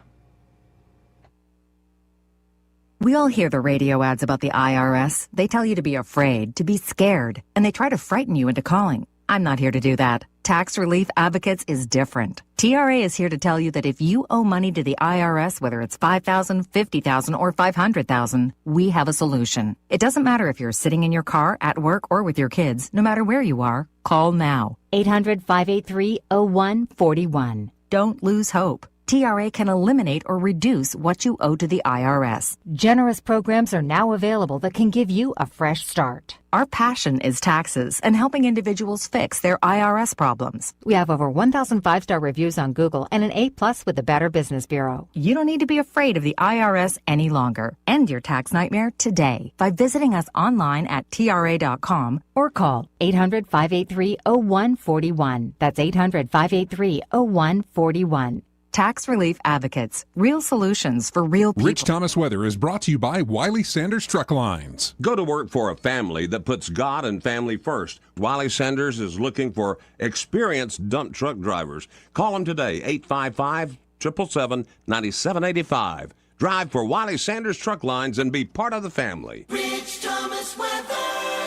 Well, hi, everybody. It is a late season shocker with Arctic air funneling into the state. Temperatures in the low 40s this afternoon with northwest winds gusting to 35 miles per hour. Wind advisory in effect. There is a freeze warning for tonight and tomorrow night with the overnight low temperature by dawn on Tuesday morning, St. Patrick's Day, down to 28. That would tie a record. And the afternoon high tomorrow, struggling to reach 50. That would be the coldest St. Patrick's Day ever recorded. Down to 30, another freeze on Tuesday night. We recover a little bit up to about 60 on Wednesday and 70 on Thursday. From the Blue Water Weather Center, this is Rich Thomas. 1819 News.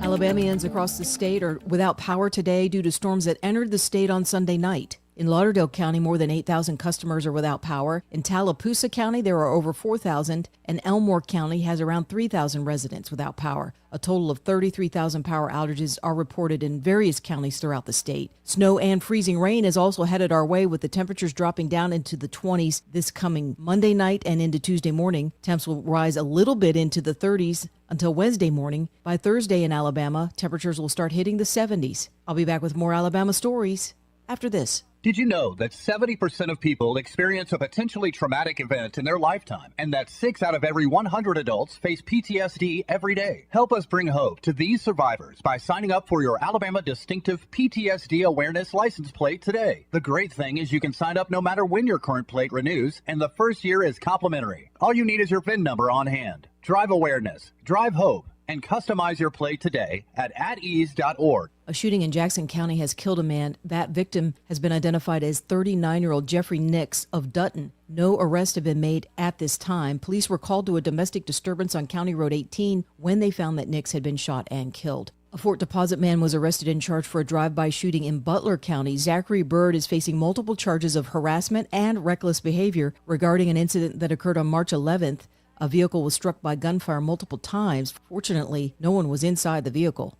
The Montgomery Whitewater Park had a competition over the weekend that brought in visitors from across the world. The 2026 ICF Canoe Slalom Spring Races were held at the water park, with competitors using this race to gain points for further competing to be on an upcoming Olympic team. I'm Andrea Tice. For more news affecting Alabamians, go to 1819news.com. And while you're there, subscribe to the daily newsletter. This hour of News and Views is brought to you by our good friends at Cole Plumbing, 279-8919. Cole Plumbing is number one in the number two business. You don't have to dig a hole. They have proprietary pipelining technology. Ask them about their tankless water heaters. Remember, when you have trouble with your bowl, call on Cole. Are you a fraud-paying American? 1 in 4 tax-paying Americans have been victim of identity fraud. With LifeLock, your identity, if it's stolen, they fix it guaranteed or your money back. And last year, billions in refunds were stolen. Could be from your salary, overtime, or second job. Gone. But this year, you don't need to stay a victim. Because this tax season, fraud-paying American is something no American should have to claim. Save up to 40% off your first year with the promo code BECK. Visit lifelock.com. Terms do apply. The views and opinions of the following program are solely those of the host and other contributors. These do not necessarily represent those of Liberty Acquisitions 825, Blue Water Broadcasting, its management, staff, or any advertisers.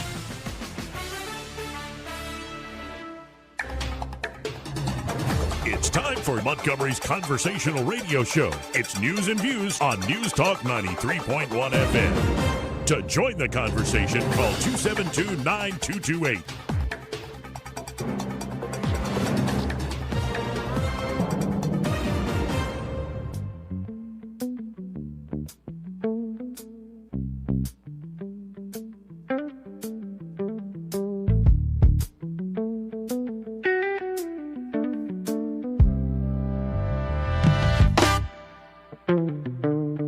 Joey Clark.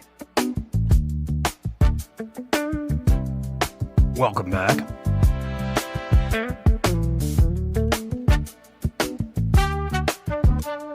This is good, Joey. I like this.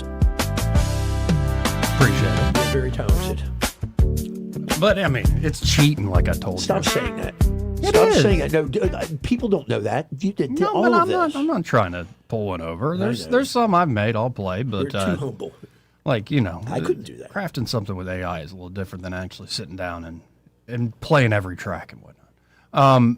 But it gets the point across. It is fun to get an idea fleshed out immediately. It's great, man. I think because you use your riff as the base for it, and then you build around it with that. Yeah, So- literally just played the acoustic guitar direct into it. That's cool. Yeah, really crazy. Very, very like cool. AI all over the place, creating the vaccines to stop Cancer. We can make music, To and we sell can a make house. the governor look like she's wrestling in Mexico too.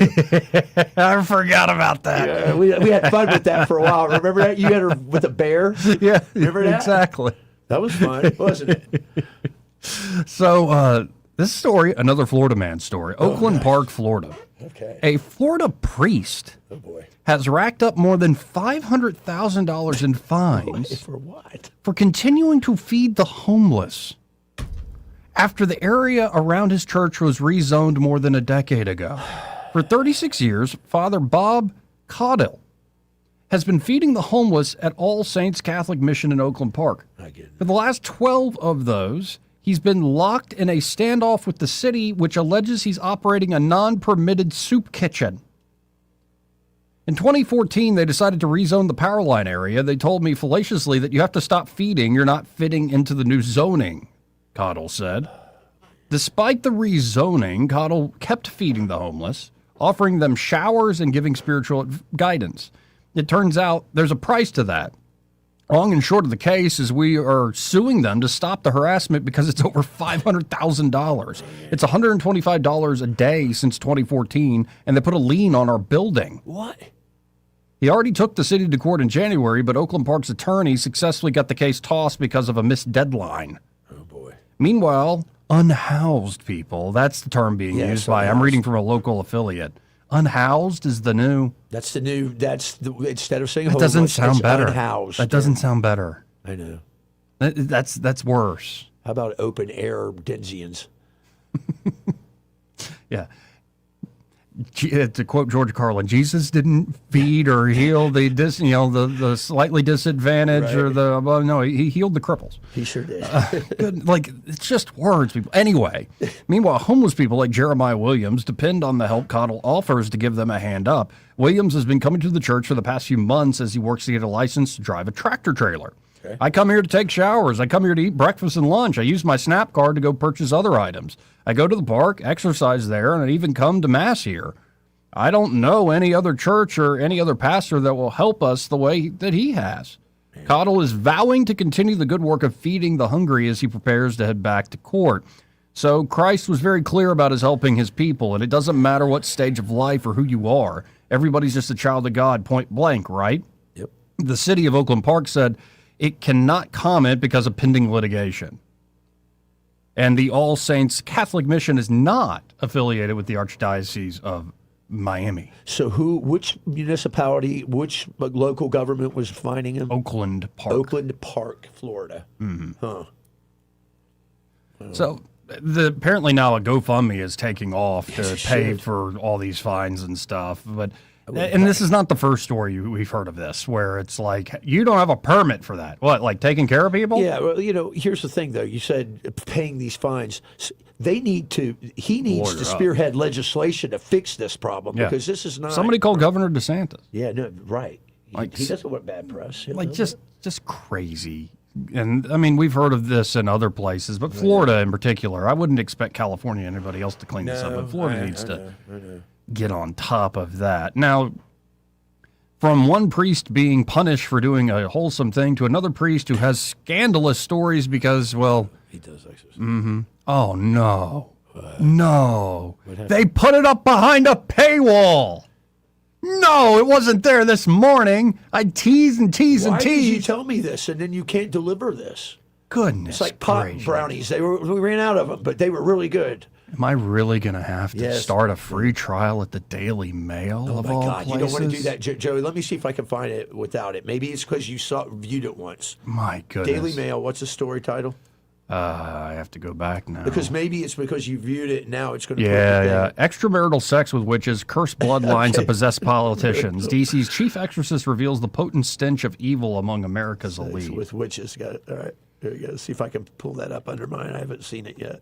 Yeah, I don't know. Okay, and I'll send it to you. Let's see. Here we go. Daily Mail. It's also in the spirit. Yeah, here we go. I have it as... it's behind a wall. It must have been popular. Here's another one, though. I think maybe we might be able to read it at. Oh well. Oh well. Oh, I got it. I think here for full story right here. Let's see. Okay, I got it. I'm sending it to you right now. Send it to my email. Yes. All right, we'll get this done because I was about to do the free trial for that rag. Never mind. It kicked me back to the website. Okay. We're screwed. No, I got it. So what was the gist of this thing? I got it.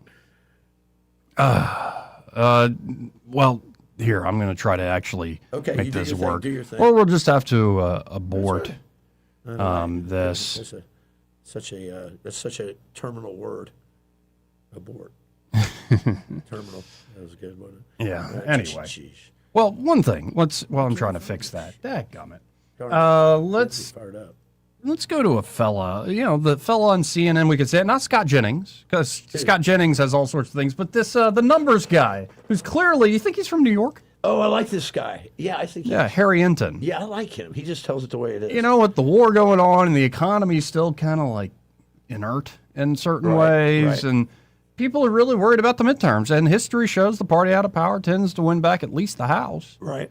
Well, here is Harry Enton talking about the popularity, the approval numbers of House Democrats. Let's listen in. How are voters feeling about Democrats right now? Yeah, I mean, Democrats in the minds of the American public are lower than the Dead Sea. What are we talking about here? Well, let's take a look. The net approval rating for Democrats in Congress, you said it, Kate Baldwin, the lowest ever. Look at this. Overall, they are 55 points underwater. Their approval rating is south of 20%. It's even worse when you look at independents. Look at this. Negative 61 points. That means that their approval rating is 61 points lower than their disapproval rating. Quinnipiac has been polling this question for the better part of the 21st century. They have never found Democrats, at least those in Congress, in worse shape than they are right now.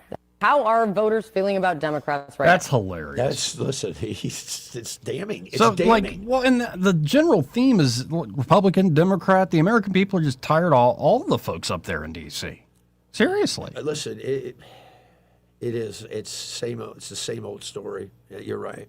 It's an absolute mess, and I hope the Trump and his team are starting to realize that. Well, we're getting closer and closer and closer. We've made a lot of promises, and have they seen them through? Yeah. Well, we shall see. How about this? Let's go to an Alabama story here and go to 1819 News. Last week the Senate unanimously passed this Public Service Commission over. Yes. Where it would be expanded to 7 members for each congressional district. Yeah. And it'd be like off-year, 6-year terms, Yep.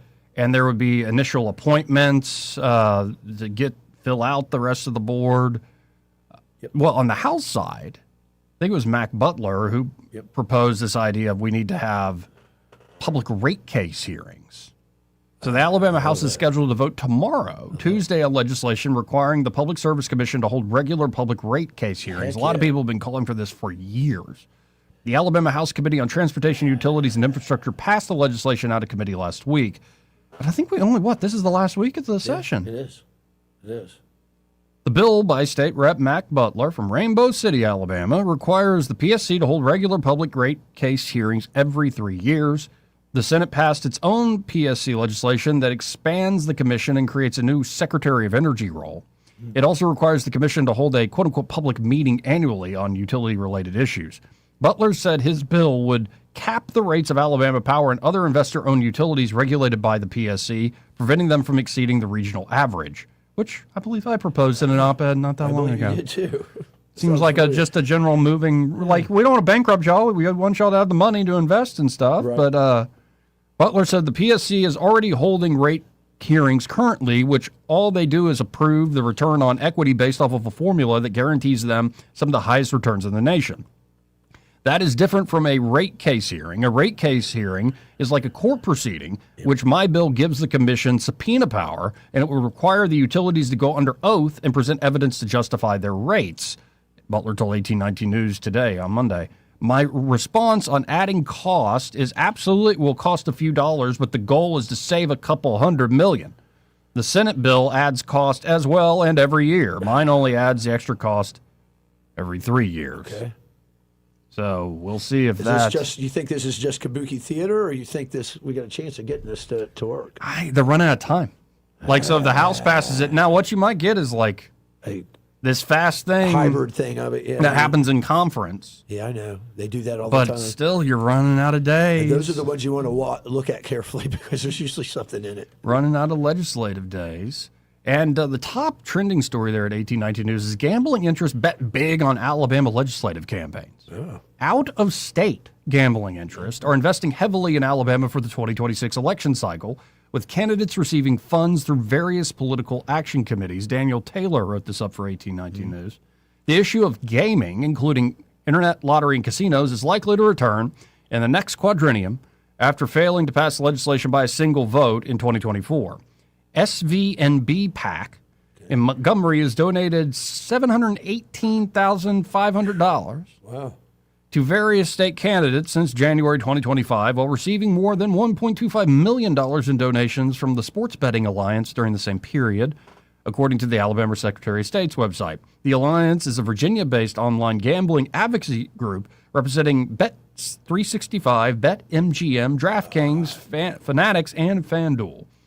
State Senators Jay Hovey of Auburn has been the top recipient of SVNB PAC funds for the past year at $50,000, followed by State Senate hopeful Doug Harwell with $45,000. Harwell's opponent in the Senate District 34 race, former State Senator Rusty Glover, accused Harwell of taking money from a quote-unquote dark and mysterious PAC. Harwell previously told 1819 News that he had met with SV and BPAC and discussed how he would only vote for a quote-unquote good bill that lets the people decide on gambling. Yeah, but all those good bills they present, the amount of decisions that are made before the people ever get to make a decision, right? It's just, Tommy kind of tipped his cap a little bit, saying, "Hey, Coach we had coached it. That was about 6 months ago." He said, "Look, we'll visit that when I get there." Yeah, we'll I see. thought, wow, you know what? Maybe see. That's why you see these people now moving in. Maybe he's just being diplomatic. You know what I think he's going to do? I think he's going to say, whenever he's going to say all these things, he's going to get here. He's going to be like, "Psych, you're fired. You're fired. You're fired. You're fired." Hovey said his decision on gambling, despite the $50,000, would not be influenced by money, but rather guided by quote-unquote common sense. Okay. Every day, countless Alabamians drive through my district on their way to purchase Georgia lottery tickets and help fund Georgia's education, which is why I voted to give the people of Alabama a chance to decide if they wanted the same opportunity in our state. He's right. Hovey told 1819 News, "My position on gaming isn't guided by contributions. It's guided by common sense. We've got to admit that it's already happening in Alabama and stop sending our tax dollars over the border to other states. It needs to ultimately be the people's choice." State Representative James Lomax of Huntsville, who's a young man. I'm looking at his photo. He's a young guy. Maybe we're the same age. I'm rocking the beard to hide my lack of a face. But Lomax, who is in a heated race against former U.S. Representative Mo Brooks for House District 20 up there in Hunts Vegas, is the top recipient of SV&B funds in the State House of Representatives, with $30,000 received since January 2025. Like Harwell, another apparently pro-gambling group out of Arlington, Virginia, the American Conservative Fund sent out mailers supporting Lomax for re-election, though mistakenly for Senate rather than the House. Who made that mistake? Oops, sorry. According to a Federal Election Commission records, the fund received $500,000 from Win for America, which is entirely funded by a $2 million donation from DK Crown Holdings Incorporated, the corporate entity for DraftKings. Aha. Lomax said his campaign had nothing to do with the mailer sent by an outside third party, and that regardless, his position on gambling remains uninfluenced and unchanged, saying the people of Alabama, including those in District 20, deserve the opportunity to vote and make their voices heard on a lottery for or against. As I've said before, if such a measure were on the ballot, I would personally vote no.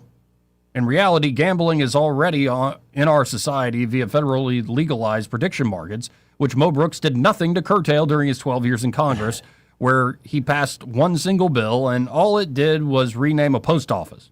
My focus in the legislature has been advancing a conservative agenda, lowering the cost of living for families, and ensuring responsible stewardship of taxpayer dollars. I'm sure that's the case, right? I'm sure it is. Brooks said the PACs were laundering money to obscure the true source of donations surrounding the controversial issue. Gambling empires are placing their bets on the legislative candidates they believe they can most easily manipulate to do the wrong thing for Alabama citizens, Mo Brooks told 1819 News. What we're seeing with the laundering of this gambling empire money is just the tip of the iceberg. with the way in which public policy is bought and sold by special interest groups in Montgomery. And that's one of the reasons why, in this election, I publicly stated that I will take zero special interest PAC money. Okay.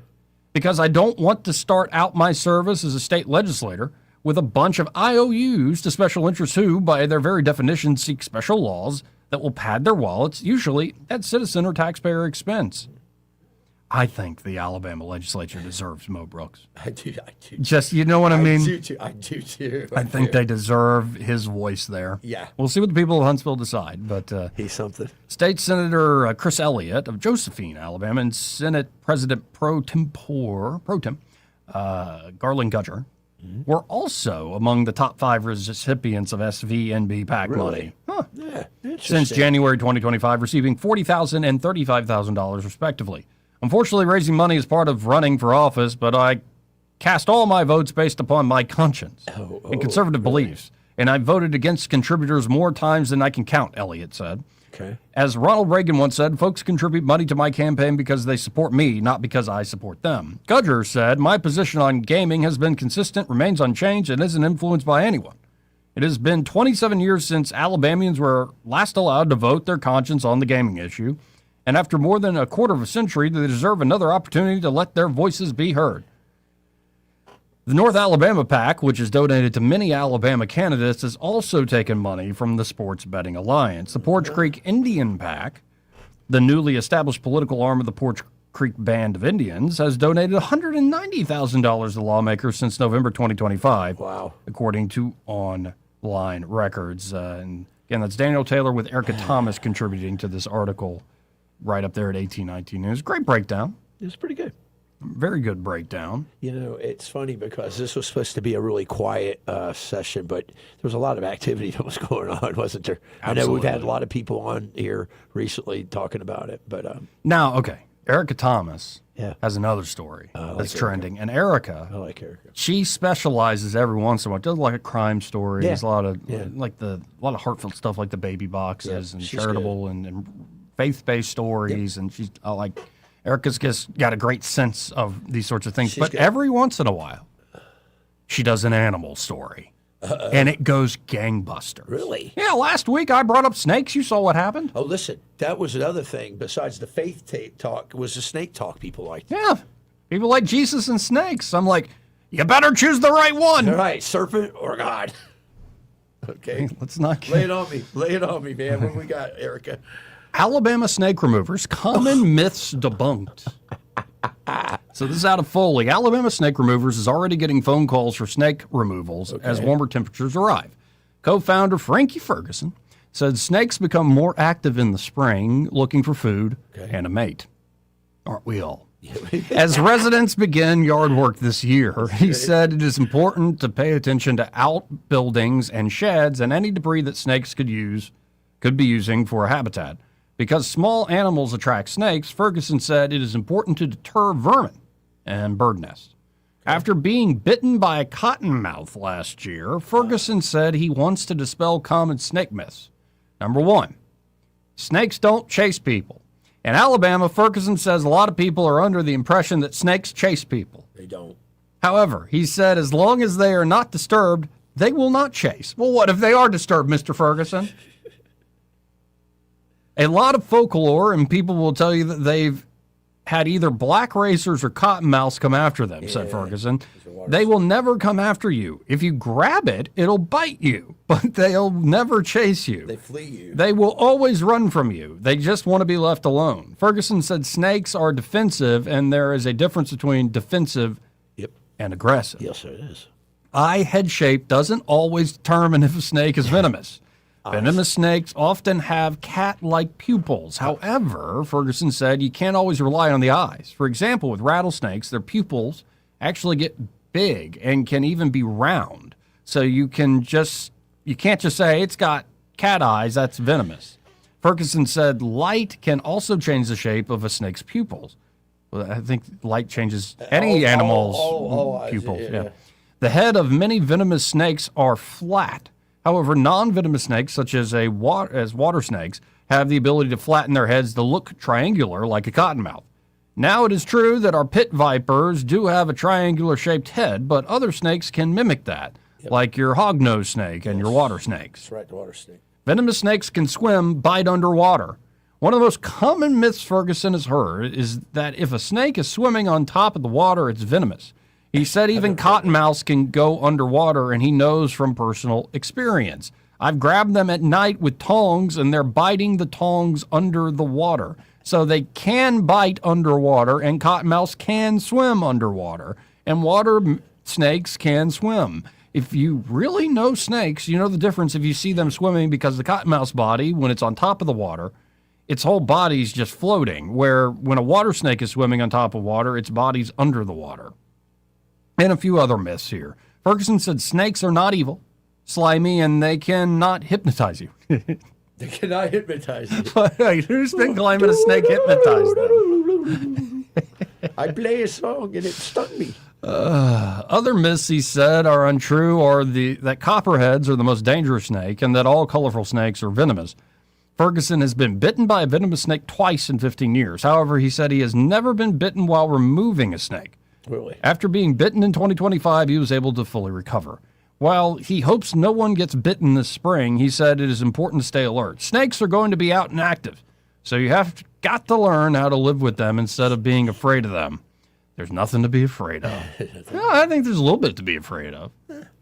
Like wary. Can we use the word wary instead of afraid? Be respectful Yeah, and be cautious. But I tell people this. Snakes' first instinct is not to come after you. When they feel your vibration coming at them, they run. They flee. You can hear them go through our grass and our reeds, and that's how I shoot them. Anyway, we got to hit this break. Sorry I couldn't bring you that listen, DC priest, like exorcist on the American Elite, but I ain't signing up for the Daily Mail for that sizzle. But listen, it's on X. It's available on X. See if you can get into it through X. I just found it on X, and I can't do it on my PC for whatever reason. It won't let me in my X account because I'm suspicious. It's under Daily Mail there. No, we'll see. There it is. I got it. I can send it. Let's see if I can find it right after we here. come back from this break. We'll be right back. He may not know whether he's coming or going, but whether you're going to work or coming home, Greg Budell is there. Mornings 6 till 9 and afternoons 3 till 6. Only on News Talk 93.1 FM WACV. Hey, y'all, Lewis at the Capital Oyster Bar. We're located over here on the beautiful Alabama River. You know, if you had never been here, well, it's easy to get to. Jump on I-65, take the North Boulevard exit, take the first exit you come to, that's Louisville Street. Hit the bottom of the ramp, turn right, turn right, turn right again. That's 3 times to the right. Follow it down to the end of the road. You're going to pass the RV park. If you need to come down here and stay for a little while on the river, we got a spot available for you. Look over the river. We cook up fresh seafood, y'all. We got a fryer, a steamer, and a grill. We rent out pontoon boats. We got some slips available. Spring's rolling in here. If you got want to bring your boat down here and put it in a slip for the spring, for the summertime, come on, let us know about it. Also, we got live entertainment. The next show is Sunday, March 29th. The Shaylin Band's back in town. Boy, what a great show. If you missed it, you're in for a real treat. She brings a great entertaining night. So don't forget, 4 o'clock showtime for Shaylin. Come down here soon. Come hungry. See you soon. 2026 marks 60 years that hope has had a home in Alabama. At the Alabama Sheriff's Youth Ranches, children who've lost everything through no fault of their own have found something priceless. A safe place to live, a loving Christian family, and the chance to simply be kids again. Here, boys and girls grow up surrounded by care, guidance, and faith, learning right from wrong, learning responsibility, learning they are valued and that their lives have purpose. As the Alabama Sheriffs have believed for 6 decades, it's easier to build boys and girls than to repair men and women. These former ranchers are now teachers, parents, business owners, and leaders, living proof that love, structure, and faith can change a life forever. As the Alabama Sheriff's Youth Ranches celebrate 60 years of serving Alabama's children, you can help ensure the next child has the same chance. Learn how you can make a difference at AlabamaSheriff'sYouthRanches.org. 60 years of building lives, and we're just getting started. For too long, Alabama's statewide news companies have shamed us for our conservative Christian values. Alabama deserves a news company that cherishes our culture, a company that isn't bought and paid for by the powers that be. 1819 News is that company. Run by Alabamians for Alabamians, 1819 News celebrates what is good and beautiful about our state, while exposing those who work against our values in secret. Just go to 1819news.com to learn more. Subscribe to our newsletter. That's 1819news.com. This hour of News and Views is brought to you by our good friends at Cole Plumbing, 279-8919. Cole Plumbing is number one in the number two business. You don't have to dig a hole. They have proprietary pipelining technology. Ask them about their tankless water heaters. Remember, when you have trouble with your bowl, call on Cole. Alabama weather will never fail to surprise you. Our lawns hardly get a chance to have any downtime, and as usual, it's already time to start getting ready for spring. This year, save the hard work and aggravation and call Alabama Lawns, the River Region's leader in weed control and fertilization services. What makes Alabama Lawns the River Region's best? It's the people. They have the experience, education, and commitment to customer satisfaction. Ask your neighbors. Alabama Lawns has been the Montgomery Advertiser's Reader's Choice Award winner 14 years in a row. The Alabama Lawn staff is made up of long-term employees and agronomy graduates, and the staff at Alabama Lawns attend annual continuing education classes. It pays to have someone that knows southern grass types and how to keep them green and flourishing. Call Alabama Lawns today at 272-7171 and let them show you real value in lawn maintenance service. Alabama Lawns, the company with black trucks and green lawns. This is Matt Woodham with Woodham Southside Firestone. As a businessman, you need to watch your advertising dollar. We've been using Blue Water Broadcasting for many years. Blue Water Broadcasting is the biggest bang for your buck. Blue Water Broadcasting and Woodham Southside Firestone, a great combination. Radio reaches over 90% of everyone in the River region. Shouldn't your ads be out there where your customers are? Call us to find out more. Blue Water Broadcasting. Local folks helping local business. This hour of News and Views is brought to you by our good friends at Cole Plumbing, 279-8919. Cole Plumbing is number one in the number two business. You don't have to dig a hole. They have proprietary pipelining technology. Ask them about their tankless water heaters. Remember, when you have trouble with your bowl, call on Cole. Rich Thomas Weather, a service of Riverside Chevrolet Wetumpka. If it's Chevy, it's Riverside. Best price, best selection. Check them out on the web at riversideusa.net. Rich Thomas Weather. Well, hi, everybody. It is a late season shocker with Arctic air funneling into the state. Temperatures in the low 40s this afternoon with northwest winds gusting to 35 miles per hour. Wind advisory in effect. There is a freeze warning for tonight and tomorrow night with the overnight low temperature by dawn on Tuesday morning, St. Patrick's Day, down to 28. That would tie a record. And the afternoon high tomorrow, struggling to reach 50. That would be the coldest St. Patrick's Day ever recorded. Down to 30, another freeze on Tuesday night. We recover a little bit up to about 60 on Wednesday and 70 on Thursday. From the Blue Water Weather Center, this is Rich Thomas. CB&S Bank, serving families and communities since 1906. Proud to be named 16th best performing bank nationally in their asset category by American Banker. Learn more at cbsbank.com. CB&S Bank, member FDIC, equal housing lender. Live local talk. The River Region's only 24-hour News Talk FM station. News Talk 93.1 FM WACV.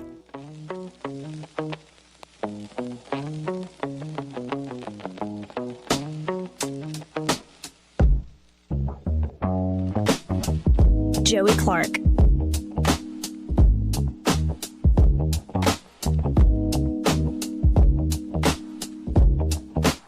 Welcome back.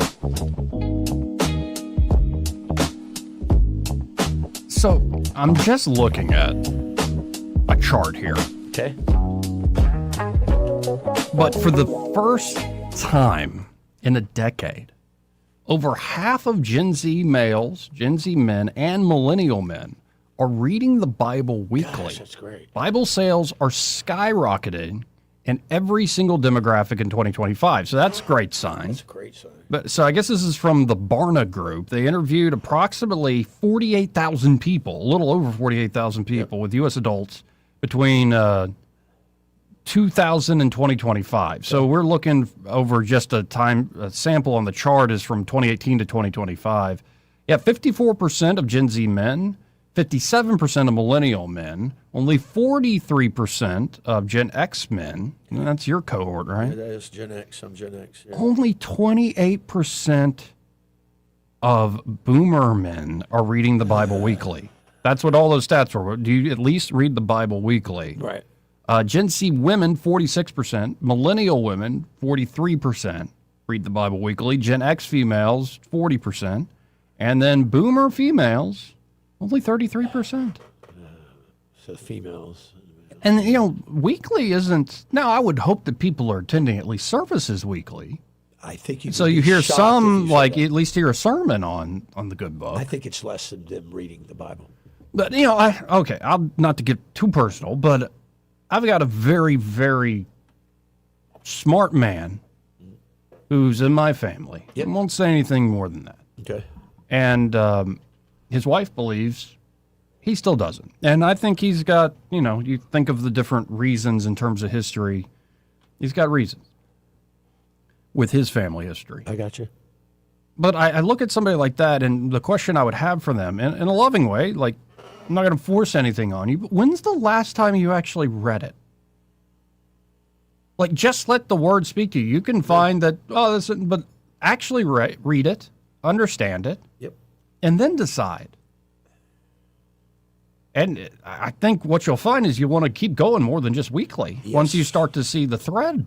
I agree. Now, there are some folks who read the Bible and they reject it. Well, But, you know I think the number one thing I find, though, is a lot of folks just haven't picked it up.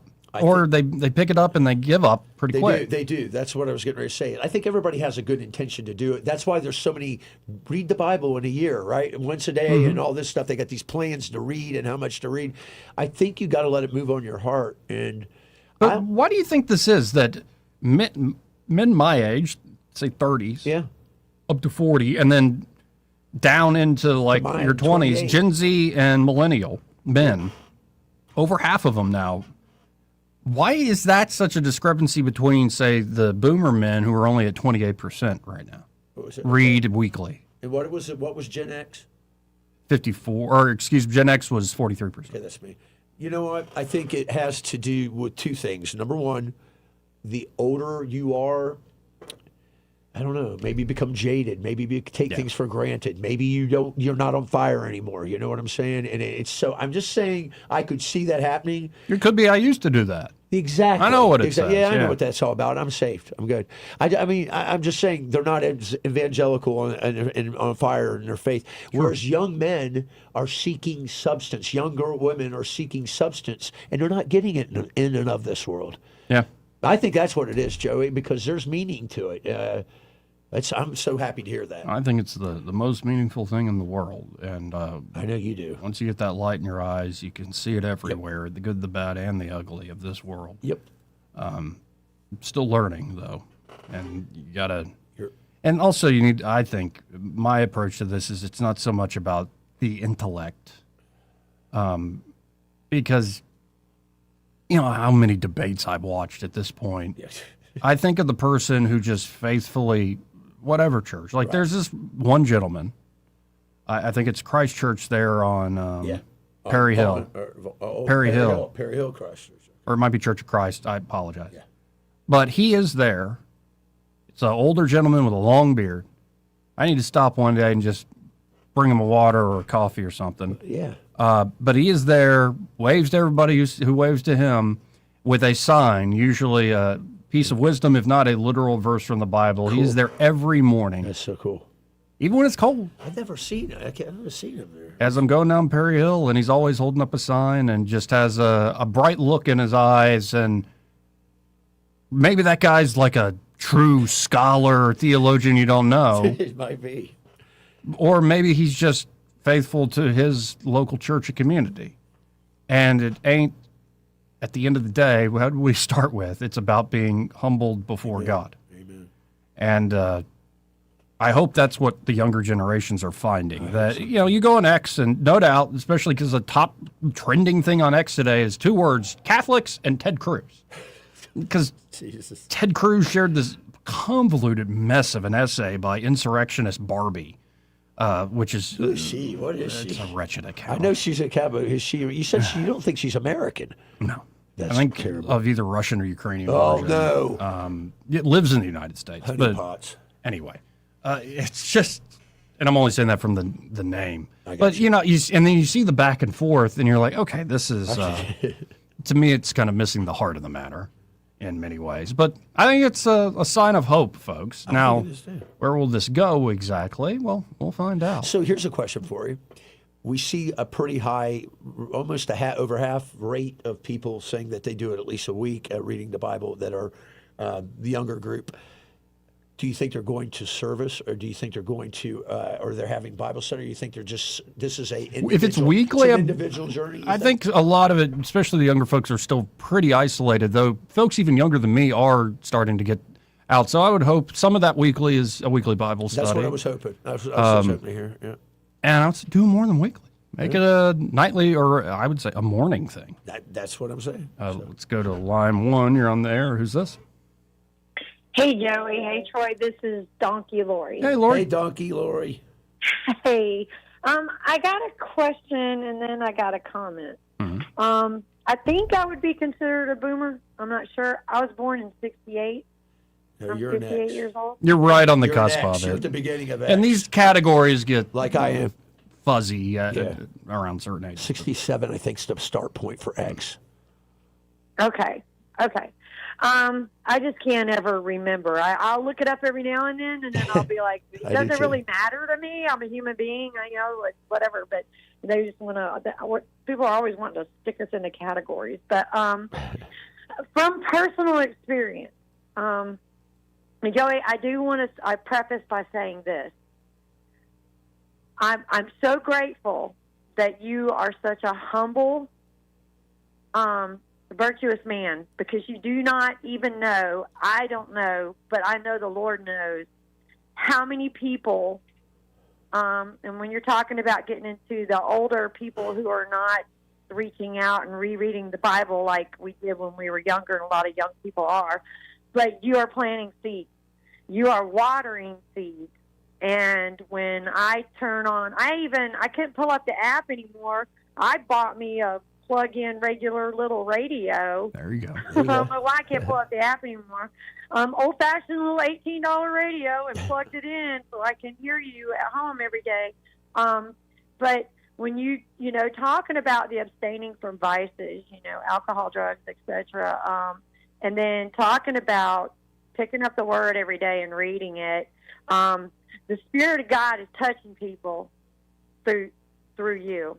Yep. And I just want you to know that. I can't speak for anybody else, but I can speak for me.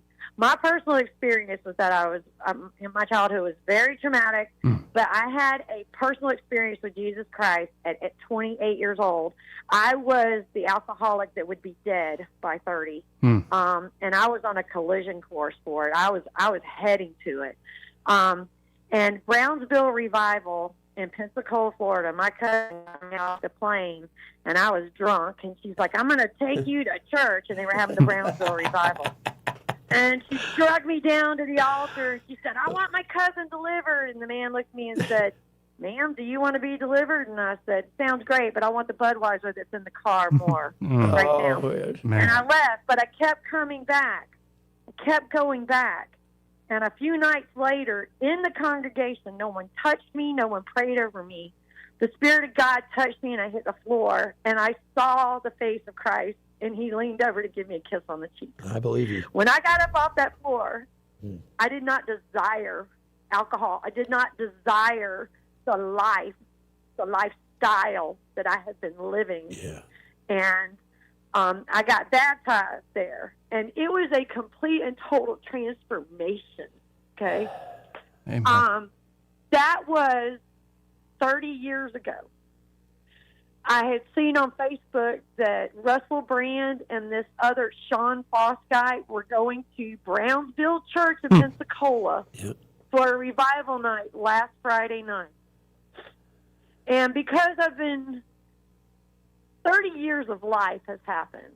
So a lot of these older folks, I'm just going to speak for me. I'm sorry. I'll quit trying to speak for anyone else. A lot of life has happened. And when I got radically saved and transformed, I went to a mega church, and I started taking in inner city kids. Well, I'm not going to say the name of the church of the pastors, but you would know them, okay? And I got lost in this sea of people in this mega church. There was nothing personal or intimate about it. And I take responsibility that I did not work out my salvation every day. I wanted to be a part of this big family thing anyway. That church fell apart. The pastor's divorced. And life happened. So 30 years later, not only had I picked up drinking again, but, I mean, I'm cussing like a sailor, mean, hard-hearted, Joey. 30 years later, God is pulling at my heart by His Spirit, and I know that. So this Brownsville thing was going to happen last Friday night, and I said, I'm going to do everything. I am going to do everything I can. I am going to get there. A 3-hour trip to Pensacola took 5 hours. And when I got in Pensacola, it was over. They were gone. But I went to that church anyway in the parking lot, and I know that the Lord knew that I was chasing, that I was like, God, it's not fair to ask for another miracle. You already did that for me. But I still, I want to go back to where it all started, and I guess I'm going to wrap it up with this, is that for people that, just for me, like my age, it floored me that it was 30 years ago, and I was like, oh my gosh, 30 years of life has happened, and we put like me, I put my eyes on the man and woman of God and the men and women of God who were in leadership of that church. I was their housekeeper. I raised their children, and humans will let you down because they're humans. Yes, they will. But if you esteem them, like I got hurt. Okay, I allowed myself to get hurt because I took my eyes off God and I put my eyes on men and women of God who are humans, okay? And they failed me and they let me down because humans will let each other down. God will never fail us. But so I haven't been back in a church. But what I have been doing is picking up the Word and reading it. And hearing you talk makes me want to go visit a church. Please. There's, when the older people get, like, a lot of life happens, and we don't even realize that our hearts are hardening a little bit. We're getting skeptical. We don't trust anything. We don't trust anybody. And then, the more and more that our conspiracy theories are coming out, that, everything you've been taught since you were born is basically a lie. The only thing that that is true, you have to get your flesh and your worldly mind out of the way to accept it again. Yeah. But God is really reaching out to the lost sheep like me and saying, I've seen it all. I know it all. Yeah. And you're still forgiven and you're still loved. He knows your heart. I just wanted to put that 2 cents in on maybe the older boomers and exes, not.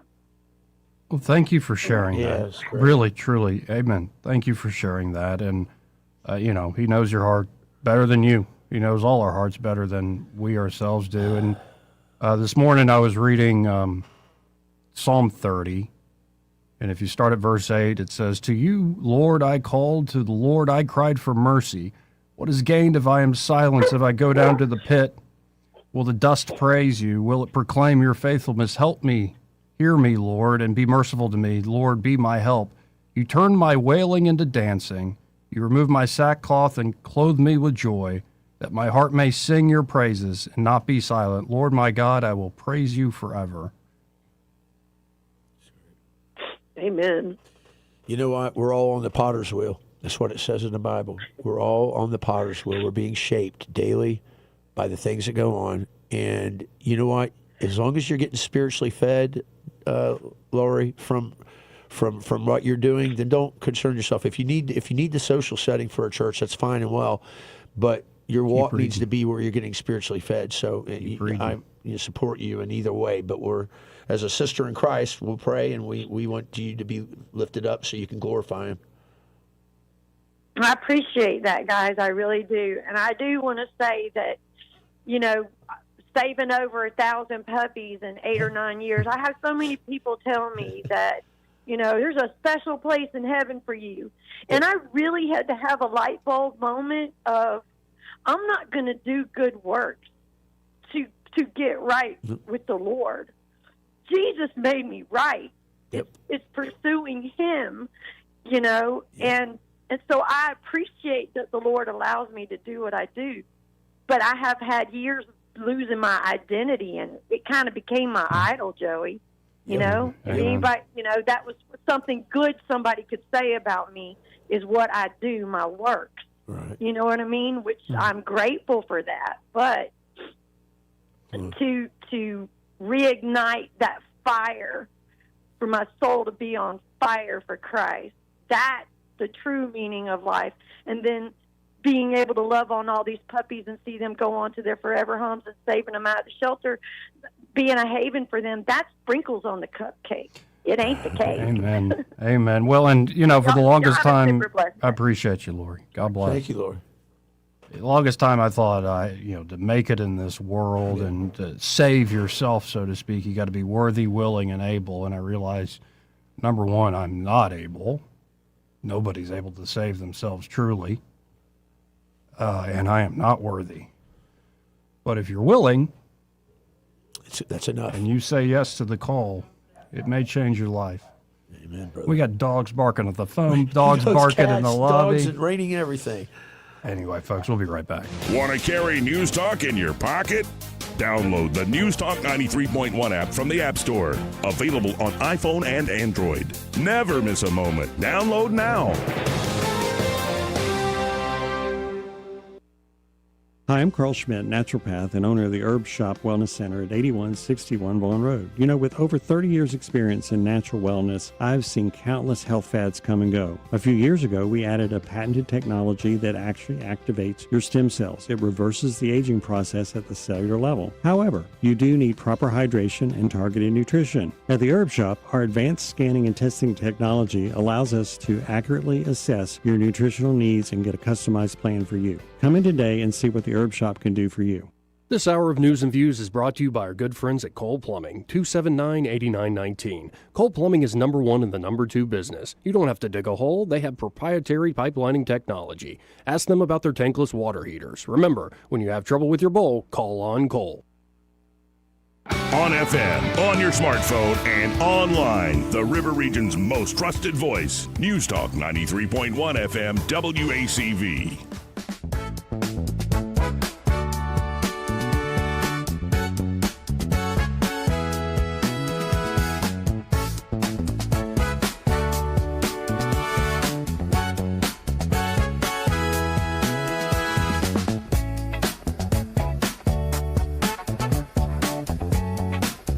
Joey Clark.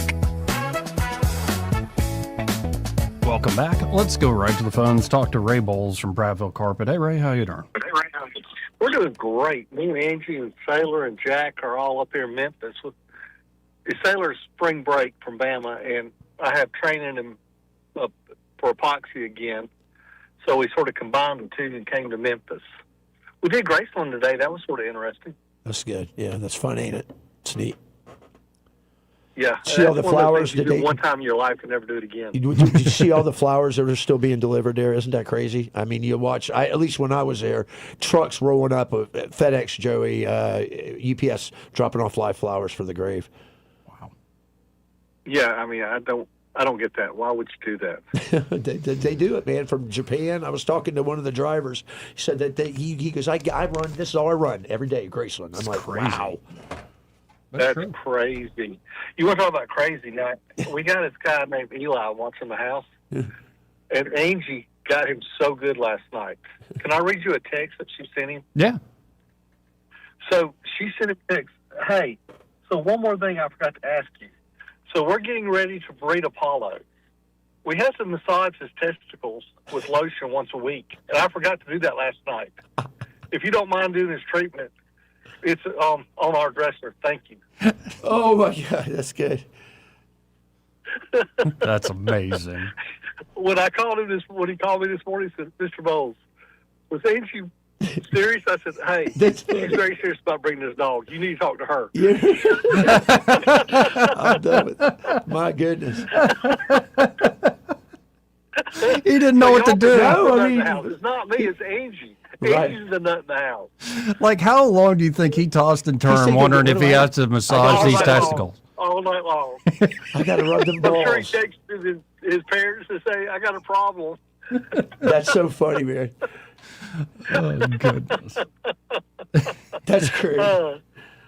Well, hey, listen, everybody else is at the store working, even though I'm not. So if y'all need a floor, call us, 285-8117. If you need tips about breeding dogs, call Angie. Again, that's 285-8117. Be sure to tell him you heard Ray Bowles on the radio with Joey Clark.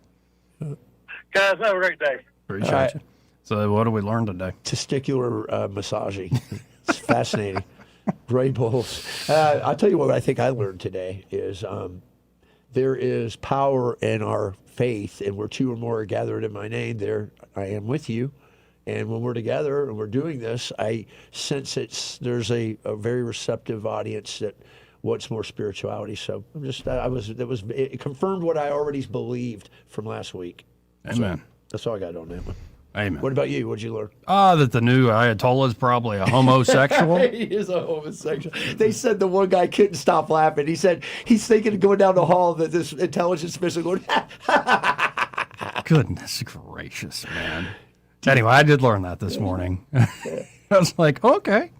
And we learned also what about the amazing the guy in Australia who used ChatGPT, then AlphaFold, then Grok to create a unique mRNA vaccine for his dog's cancer, and it's worked. It blows my mind. Incredible. And you had some mRNA expert there from the panel saying that this is the future. Well, and he did it in 5 months. It only cost a few grand. Ain't that crazy?